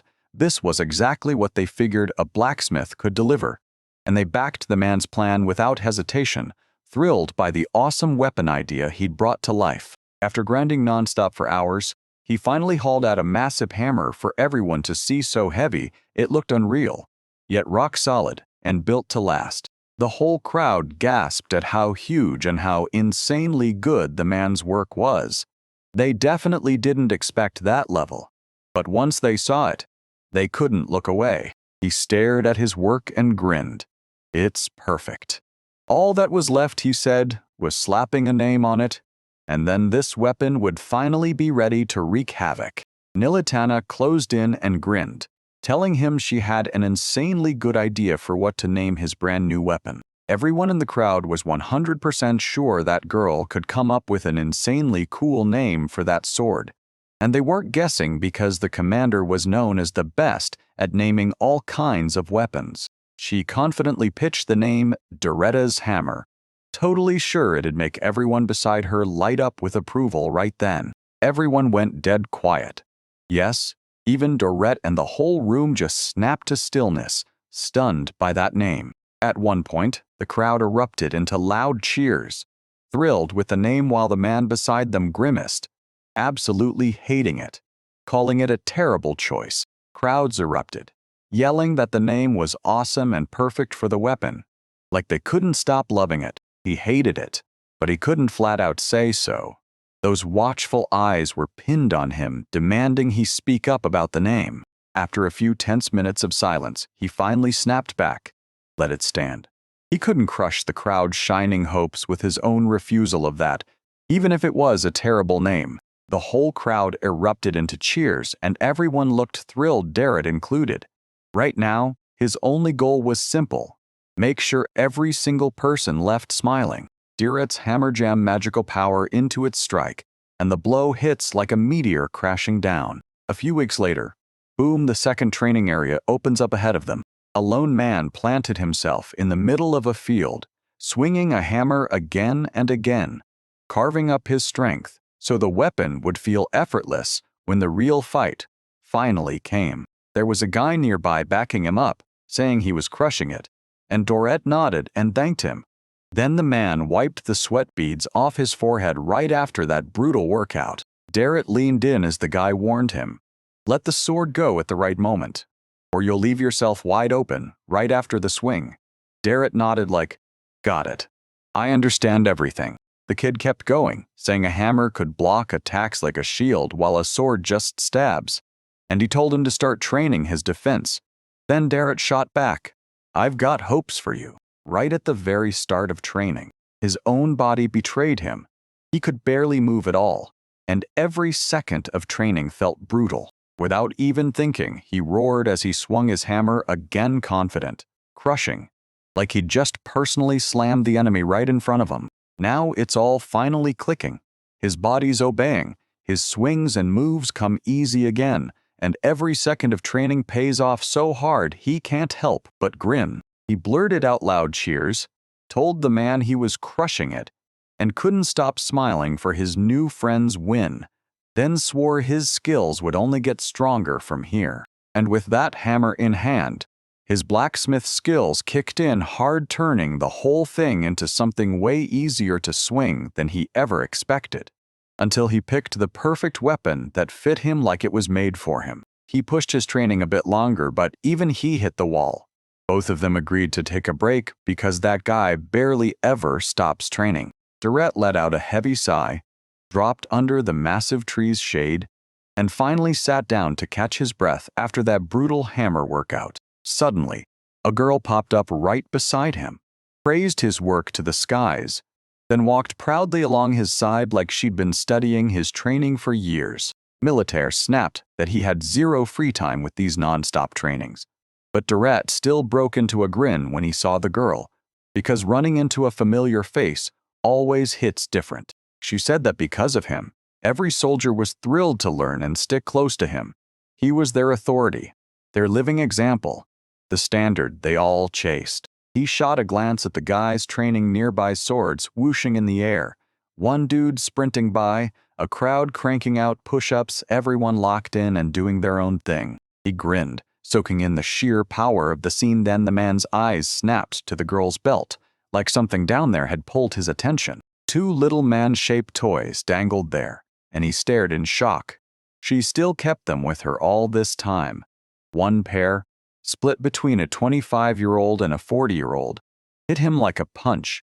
It amazed him, and it broke his heart in the same breath. Militar asked if she could sit next to him, and he snapped back a quick yes because he's always thrilled to have pleasant company around, since time with someone always beats being alone. Dorette kept asking himself if he'd truly thought it through. These days hit like a storm. He kept racking up wild adventures, all while danger kept pressing in. He realized that without her letter, he would have been totally lost. Who knows what would have become of his life? Because once they stole his job, things could have spiraled into far worse misery. It felt like he'd stumbled onto a whole new universe, and he couldn't wait to dive in and explore every last corner. The man realized that if things kept spiraling like this, his thoughts got ripped apart by a sudden cry. Trouble had arrived. The couple spun toward the person who had shattered the silence between them. The young soldier was on the hunt for his commander, blurting that trouble was already here, and the fear in his eyes screamed that this was too big to handle alone, that the captain had to step in now. She snapped upright and demanded to know what happened, her voice turning sharp in an instant. Then she bounced from rest to work over and over because she had to move fast. He started blurting out how the forest of stone trees was nothing like anyone believed. We stared at steel bears and special monsters, and yep, they were A-rank, the kind that terrorize the forest and can get you killed in an instant. Because this situation was downright desperate, the couple who heard all of this froze in shock, realizing they had to move right now before everything spiraled even further out of control. The couple plunged into a city that was screaming with panic. Everyone sprinted, grabbing whatever they could, trying to save their own skin and the people they loved. Derek snapped and asked what kind of monsters those were, and the military just realized. She never bothered to fill the blacksmith in, and he definitely wasn't up to speed on the key events. These so-called monsters aren't just tougher, they're smarter and way more aggressive than the usual lot. So for regular adventurers, they're a real death trap, and you'd better never go back for round 2. The man admitted these monsters were brand new to him, while the girl snapped that they're so rare nobody really knows much about them at all. She warned that these monsters strike the moment they spot you, like they're filled with pure hatred wanting to kill without thinking, fueled only by cold instincts, and that's what makes them terrifyingly dangerous to people. Derek blinked in shock and demanded, "Is it really that bad?" The girl nodded hard, because yeah, not everyone can handle those bears, and one wrong encounter could cost anyone their life. The man clenched his jaw so hard it hurt. This truth rattled him to the core, and suddenly he understood just how deadly serious everything really was. Militana closed in, cheeks burning, and blurted out that she felt ashamed to even ask. Could the man come with her? Terrified of his answer, she swallowed her fear and took the leap. The man lowered his head and went silent for a beat, then snapped back to consciousness and demanded, "Why do you need me here?" Because there was no way he could call himself a real warrior fit for a job like this. Militaire stormed to the front of the crowd and bellowed that everybody already knew. When the steel bears finally stormed the forest of stone trees, the whole place went deadly serious, because one wrong move from them could smash right into anyone standing nearby. She said these bears wear steel armor like a shield. Then the girl barked orders. Aim for the places where the armor doesn't cover, the weak spots that can cut through the monsters and turn the tide. With her speech finally done, she snapped that killing the bears could get the material strong enough to forge weapons, and then Militana declared that Derek would go with them. Every soldier lit up when they heard the news. Like hope surged straight into their souls, and even if he wasn't a warrior, they all swore he'd have their backs when trouble hit. He grinned and said this was the perfect chance to prove his skills and show off everything he trained for, and he'd be thrilled to team up with them. Militana roared that the bears' bodies were rock solid, warning that ordinary attacks wouldn't scratch them. So if they wanted to survive those monsters, they'd have to throw everything they had into the fight.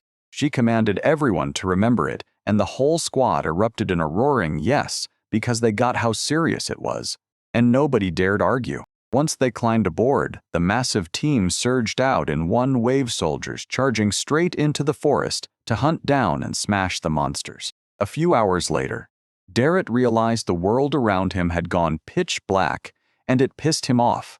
Because fighting in the dark was way harder than duking it out in daylight, they pushed into the forest of stone trees and screeched to a halt. Because if they don't map out a move right now, those bears will crush them, and they can't afford to act on impulse. Militana barked, "Split up, find the bears," and the soldiers immediately roared back in loud agreement. Panic hit, and everyone sprinted every which way through the forest, hunting every secret spot and hidden corner they could cram into before it was too late. Stepping forward, the girl snapped that it was time to move, and with every ounce of strength she had, She rallied her little group ready to charge ahead and throw her life between them and danger. A small group pushed into a dark forest that clearly didn't want visitors.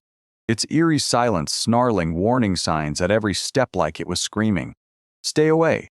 People don't belong here." Confi was trembling, and she admitted under her breath that a real fight is way more terrifying than this.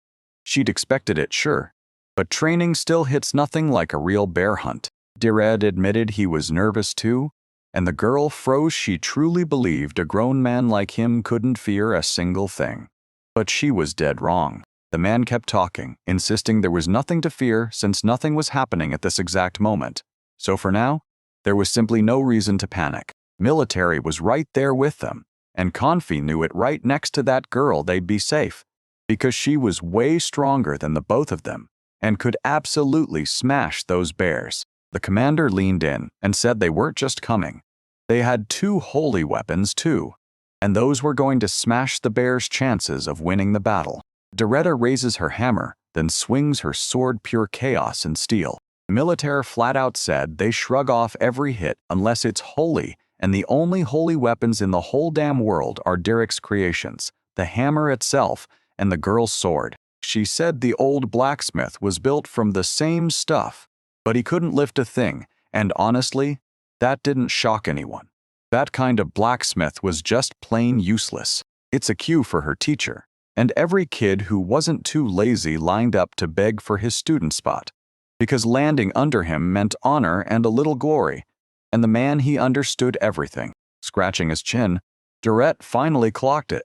If he wanted to crush those monsters, he'd need a holy element weapon, the kind the girl had just been talking about. Militana backed his words up and said it was a stroke of luck the man was joining them, because with 2 holy weapons in play and a strong team behind them, their odds of winning shot way up. All 3 whipped their heads toward a strange howl. They spun around in a flash-out in that forest's dead quiet. Every sound suddenly screamed louder than before, and the whole team snapped into action fast. Goblins packed in behind them, and all 3 of them snapped tense with shock, because they never saw a swarm of goblins coming out of nowhere. Confi erupted into screams, warning they'd all be. Dittered's eyes snapped wide at the nightmare in front of him, because he definitely hadn't expected guests like this in the forest, and he froze up, suddenly clueless about what to do next. Militana counted them on the spot 5.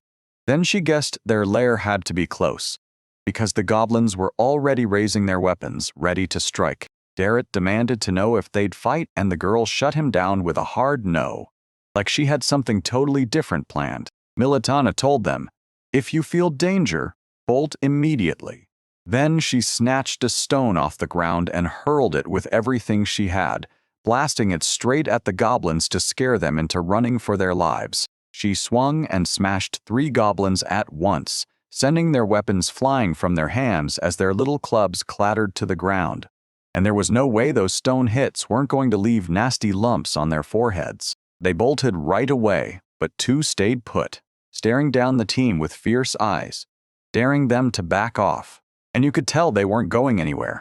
Darrett stared hard at everything, realizing fighting right now was pointless, so he forced his mind to shift, determined to dodge another brawl. The goblins snapped their weapons up, screamed, and surged forward to attack. No way were they walking away as losers, because pure, burning determination lit up their eyes as they vowed to crush the intruders.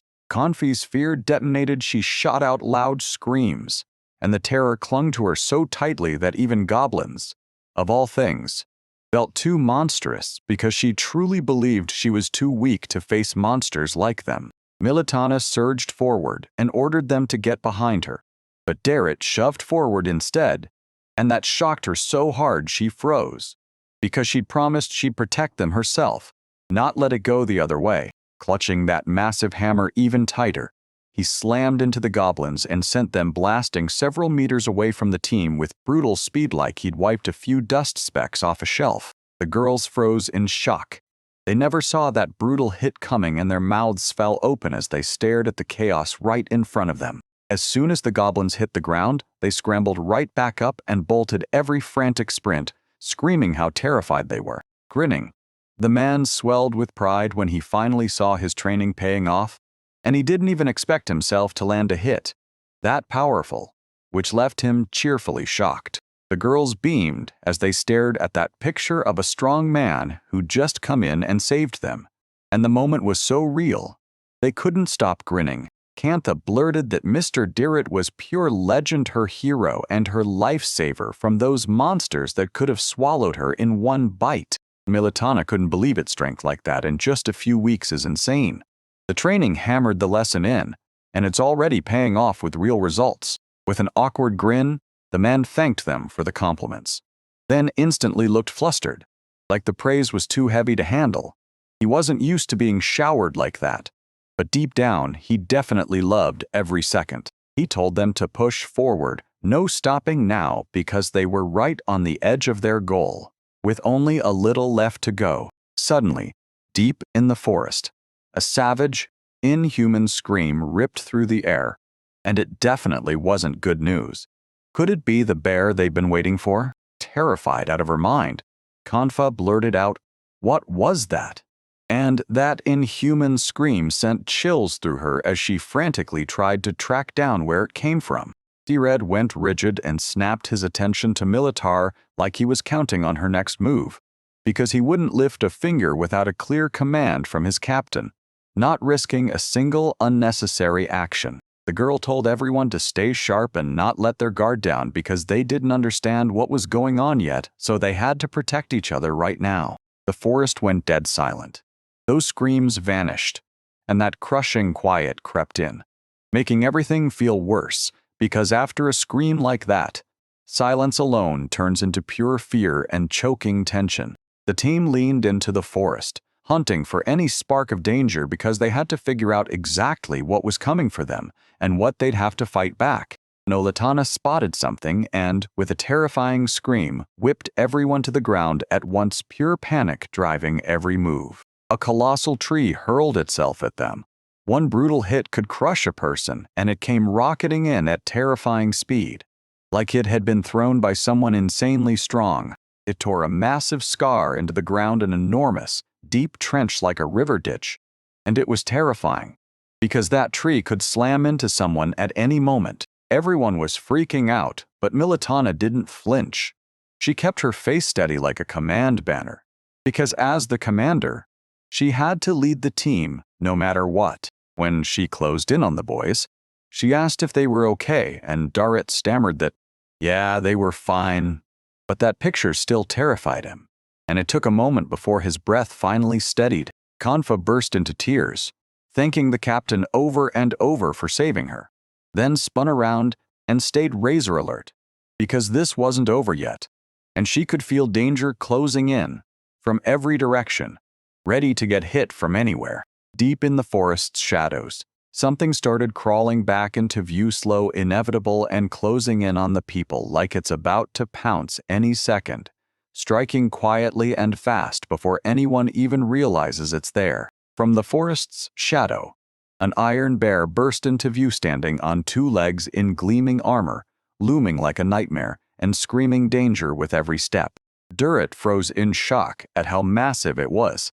He never expected the bear to be that huge, because one swing of those giant paws could end him in a heartbeat. Militana didn't waste a second. She snapped the order to Kantha to move. The girl hesitated, then clutched the whistle, blew it hard, and shouted for the help they needed. Every person hiding in that forest snapped their heads toward the sound, realizing a life was hanging by a thread, and they had to sprint to it right now, before it was too late. Militana stepped forward with pride blazing in her eyes and declared she'd fight, because there was no way anyone on her team was going into that bear's death trap. She whipped her Shinma sword around and dragged it slow from the sheath. Then a soft glow erupted, blasting bright light into the dark forest. Her sword blazed with brutal light, and that girl planted her feet like a wall ready to fight. She couldn't let anyone behind her get hurt. A magical glow blazed from the sword in the girl's hand, so bright it instantly stunned Dirrit, because he'd never seen anything like it, and lights like that on a weapon were almost unheard of. She stood her ground before the bear, sword raised, refusing to fold. She would not let her comrades get hurt, not even if she had to fight for it. In 1 second, she vanished, gone from everyone's eyes at once, and the man froze in shock, like she'd evaporated into thin air the moment before. Militari unleashed her divine flash, landing a brutal combo that stunned the couple nearby and then rocketed into the air above the bear. She stood there, staring at her work, hoping something would work, but it didn't. The bear and his armor were totally unscathed, and that left the girl's confidence in ruins. She couldn't process her crushing attack failed completely. She always wrecked anyone with a hit like that, but this time it didn't even land a scratch. The bear shoved aside and went for the tree, and the roots inched out of the earth like they were alive. Militana went pale, because she never expected the monster to pull off an attack skill like that. Ripping a massive tree with both hands, the bear barely even thought before it hurled it at the girlstones, screaming through the air as it charged straight for her, closing in fast, ready to smash her and leave serious wounds. She wasn't scared for a second. She was braced for every strike, and with zero wasted confidence as the guard commander, she knew exactly what to do. Holding her face steady while danger closed in, with a single swing, she blasted the monster's strike away, and her sword carved through the air so hard the stones rocketed back like the attack never happened. She didn't even flinch. Derek was stunned. She shrugged off that brutal attack like it was nothing. And he definitely hadn't expected strength like that from a girl who looked so cute, because once the dust settled, she was far stronger than she ever appeared. Kan Fi erupted into shouts of glory to her captain. Certain no. Sure that the girl would handle the assault, trusting her strength with zero doubt. Militaris cut in, saying it wasn't that easy, because the higher the monster's rank, the smarter it gets, and that could turn into a nightmare the moment you try to take it down. As soon as he paused, the bear blasted forward and charged the girl straight for her head. But Militana didn't expect the sudden shift, and she couldn't even process how fast he'd found his footing. She didn't just hope, she knew she'd make it, wrapped in belief in her own strength, because as a commander she couldn't afford to let her team down. The girl snapped into a fighting stance, fully primed to take on whatever came her way. Militana slashed with everything she had, but the bear snapped down on her sword with its teeth pinning the blade there so hard she couldn't pry it free. Then the monster clamped tighter, grinding the sword like it owned it. The girl lunged for the sword and Kan Fi ripped into her, careful, because worry was gnawing at her over her commander, especially with that terrifying scene burning in her eyes. The bear swung up a massive clawed paw to strike, and Derek didn't miss his moment. He clenched his hammer tighter, knowing that if he hesitated, the girl would pay for it. He lunged forward to help right away. There was no way the commander was going to handle all of this alone. One brutal swing of his hammer sent the bear flying off, Militaris scattering it a few meters back right as it loosened its grip, and the girl's sword slipped free. Militar thanked her for saving his life, and the man snapped back that it was way too soon to breathe easy. His muscles were still locked tight, and he was ready to pounce on anything that came next. Kanfa blurted out in a shaky voice that she'd run and shout to the other soldiers because she didn't want to just stand there. She had to do something, anything, to be even a little useful. The girl snapped, "Don't you dare move," while that bear in the background lifted its head, gearing up for yet another brutal strike. The monster surged forward to strike the girl, locked onto her alone, zeroing in like she was the weakest link and the easiest target on their team. Militana shot ahead while the bear was going for Kan Fu, and in one desperate burst, she scooped him into her arms and leapt out of the bear's reach. The girl clamped her eyes shut, terrified of what waited in the dark. She couldn't bring herself to look, convinced that opening them would mean instant death. Derek stared at it all, agony burning in his eyes, while the girl crumpled to the ground.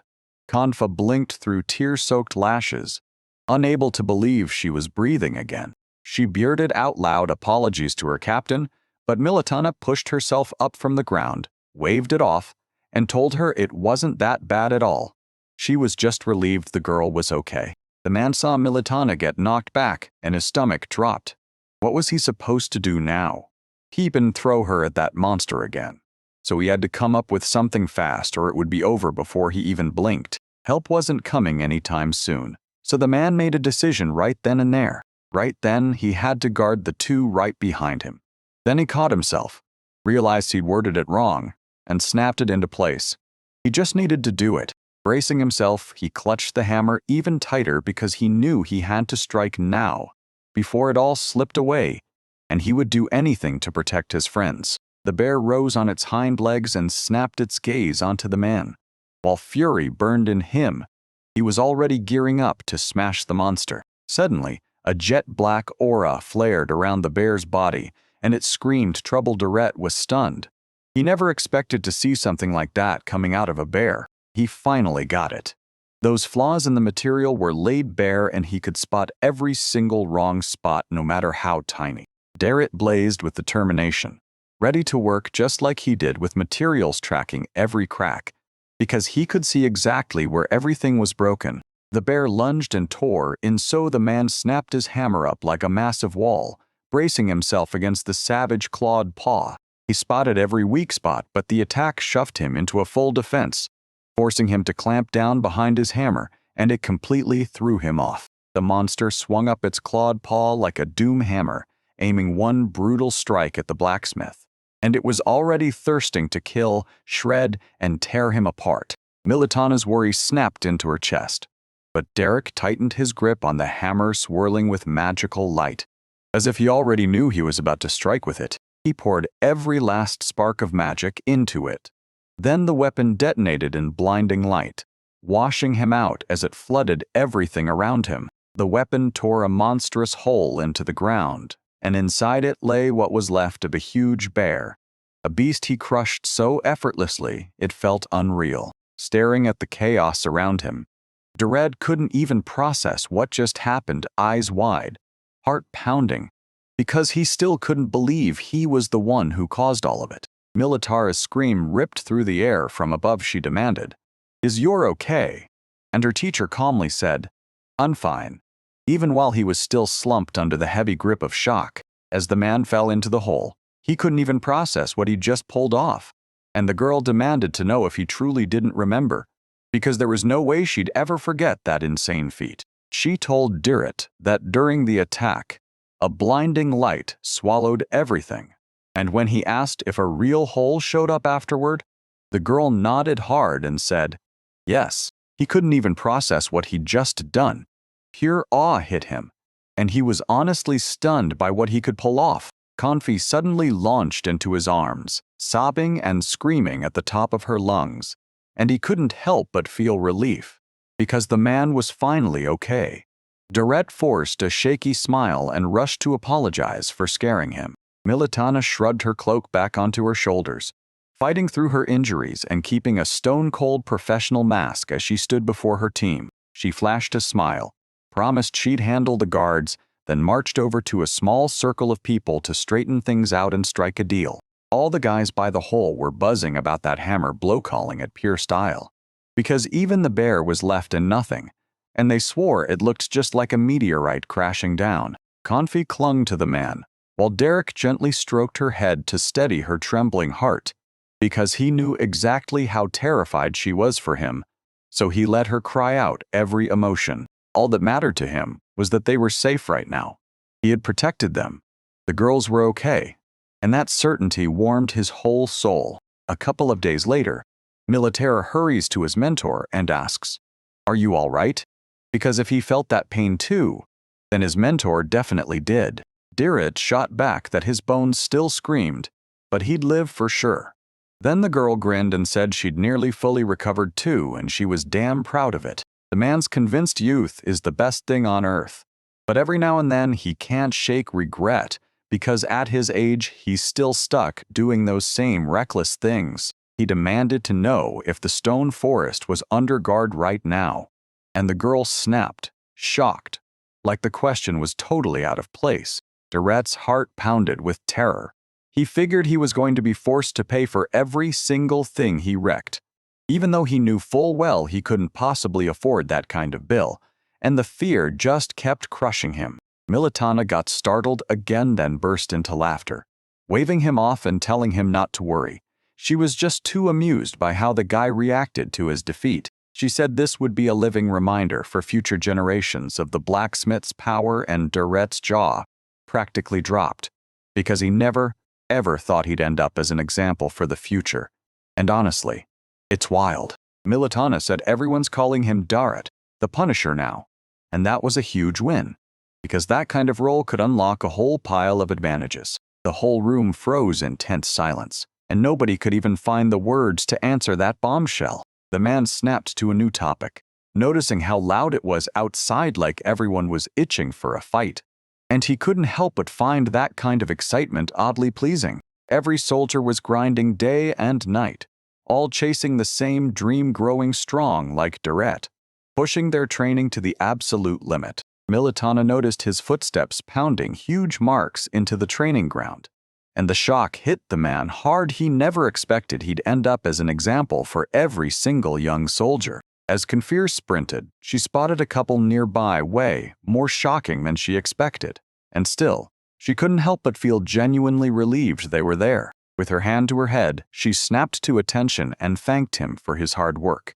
Then straight up told the captain their mission was to blast through 10,000 laps. Durette stared in disbelief, his nerves screaming at how many laps there were, because he couldn't wrap his head around the fact they were actually about to run an insane 10,000 laps. There was no way that could be real. Militana admitted that this kind of training drains the life out of you, but every once in a while it's worth it, so the knights can keep practicing in control until they're totally wiped out. Suddenly, the girl sprinted up and spun toward her commander, desperate to share something big, something that just might change everything. The couple froze in shock and blurted, "Did something happen, or did you already finish all your laps?" Confi shook her head and said, "No, it's not like that." Then soft footsteps crept nearby. The girl swore that a guest from the Gross Magic Academy had just shown up.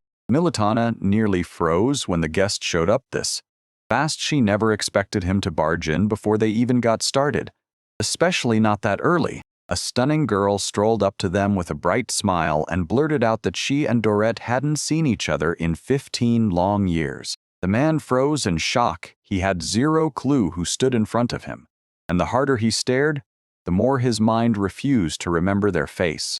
After Nanahikari got banished, two voices slipped through the dark, one interrogating the agent about how the plan was going, and the agent snapping back that the mission had crashed and burned. The girl revealed that a master blacksmith named Durette had taken over as the only blacksmith for Groz's army.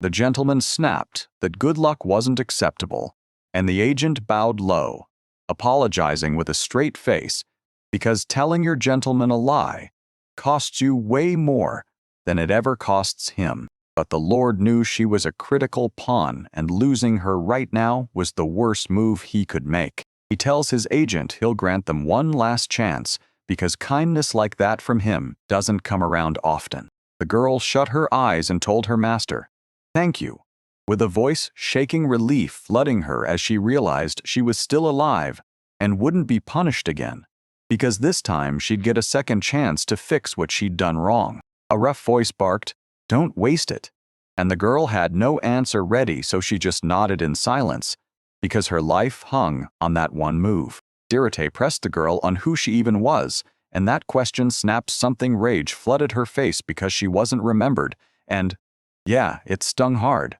But she wasn't some kid anymore. With a smile that didn't reach her eyes, she introduced herself, Isha, and somehow her name felt like it warned you before she even finished speaking.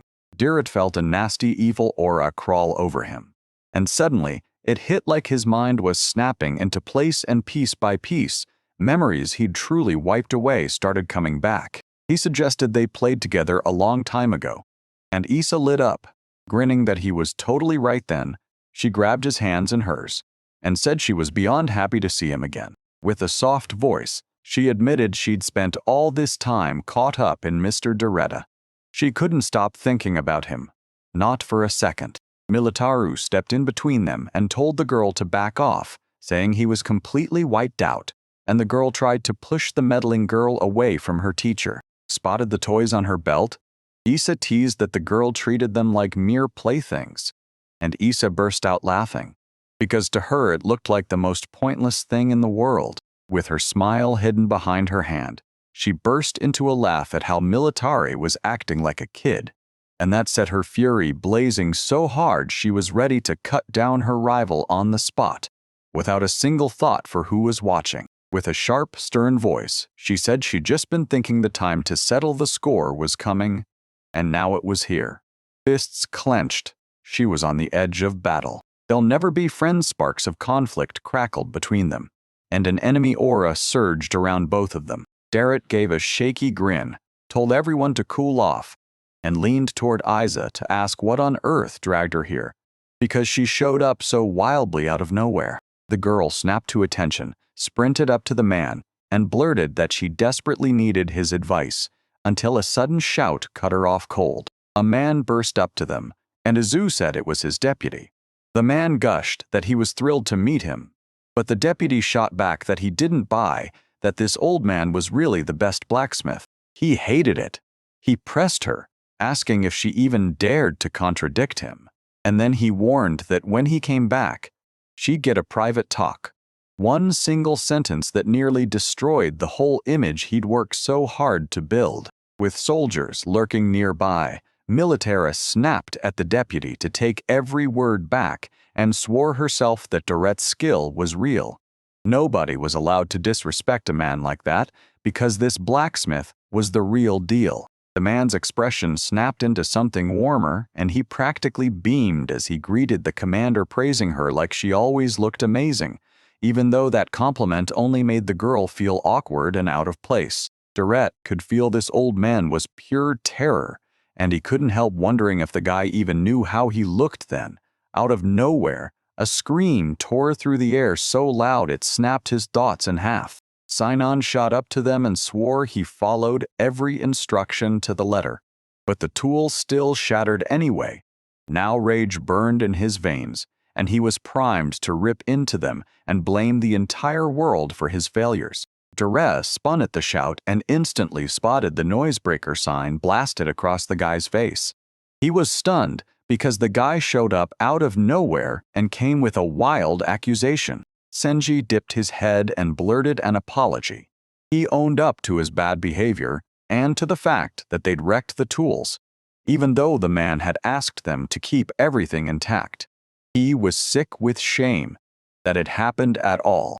Suddenly, the deputy gave Sinon a creepy smile, spun toward him, and Sinon shot back rude as ever, asking what they wanted, because he was in absolutely no mood to talk.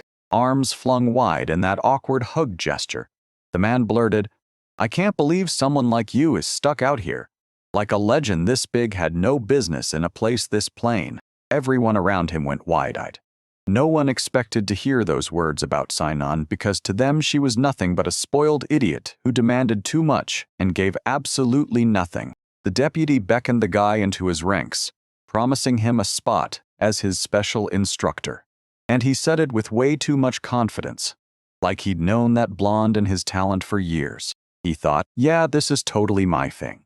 Look at me, my whole look screams I was built for this job and I'm going to love it. He threw his hands up in the air and screamed that he knew he was a real genius, insisting to everyone around him that he belonged among the greats like he'd been that way from the start. The man puffed up and insisted they had to march back to school to straighten out the paperwork, and Issa tried to yank him back because this whole thing smelled like a rotten joke. The deputy snapped back, raging, saying that when he came back he'd be waiting for the girl in his room, and he wasn't about to talk to her anymore. Sinon started mouthing off to Dorette, claiming this was the gap between their abilities, then told him to get his ego in check, because in her mind she was already amazing.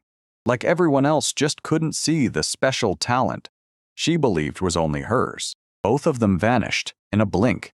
Everyone in the company just stared, mouths hanging open in pure shock, because even they couldn't quite wrap their heads around what they'd just witnessed.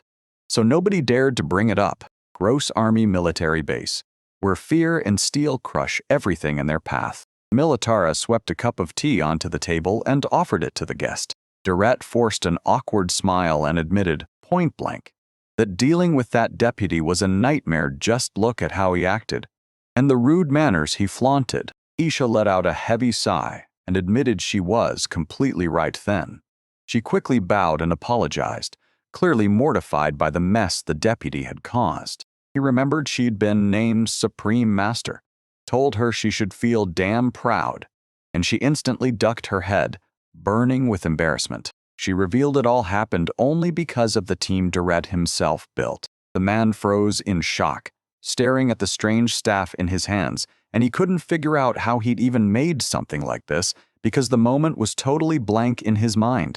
Isha blurted it out without a second thought because she knew Darrett was the one who made it. In her hands, the legendary staff of Devando appeared light attribute magic at the mighty 5th rank.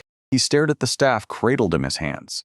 Frozen, he couldn't remember ever doing anything like this. And no matter how hard he scanned every tiny detail, the memories just wouldn't show up. Isa told them this staff was forged ages ago, then painstakingly upgraded again and again, so of course it wouldn't look the same as the original. Direct froze in shock. How could he call this still his creation after it had been twisted and rebuilt again and again? He couldn't even stomach the idea of calling it his weapon. The man shoved those thoughts aside and asked what the girl wanted to talk about. And Isa said the academy was running courses on how to study the holy attribute. That's why she pushed to forge staffs with a sacred power. And when Direct told her he could handle it without a doubt, the girl practically beamed as she thanked him. Militaire admitted she was just as hungry to study the holy attribute. She'd been fixated on it for ages. And now she wanted to dive into it alongside the other students. She said she didn't have anything urgent to deal with and asked if she could take a look. And Isa snapped back that she could, then urged them to head to the academy right now.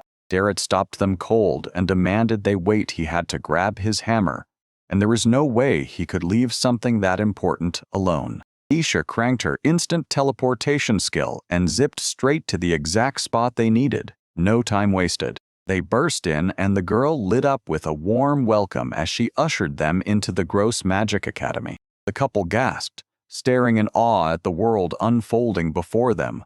Lush, beautiful gardens and the academy's towering, elegant main building, every inch of it mesmerized them. Isa told everyone to start by greeting the director, the academy's top representative, because that was the only step that mattered before they even set foot in front of the students. At the table, the stunning girl greeted the team with a warm smile, said she was thrilled to finally meet them, and introduced herself as Elena Grossa, the director of the educational institution.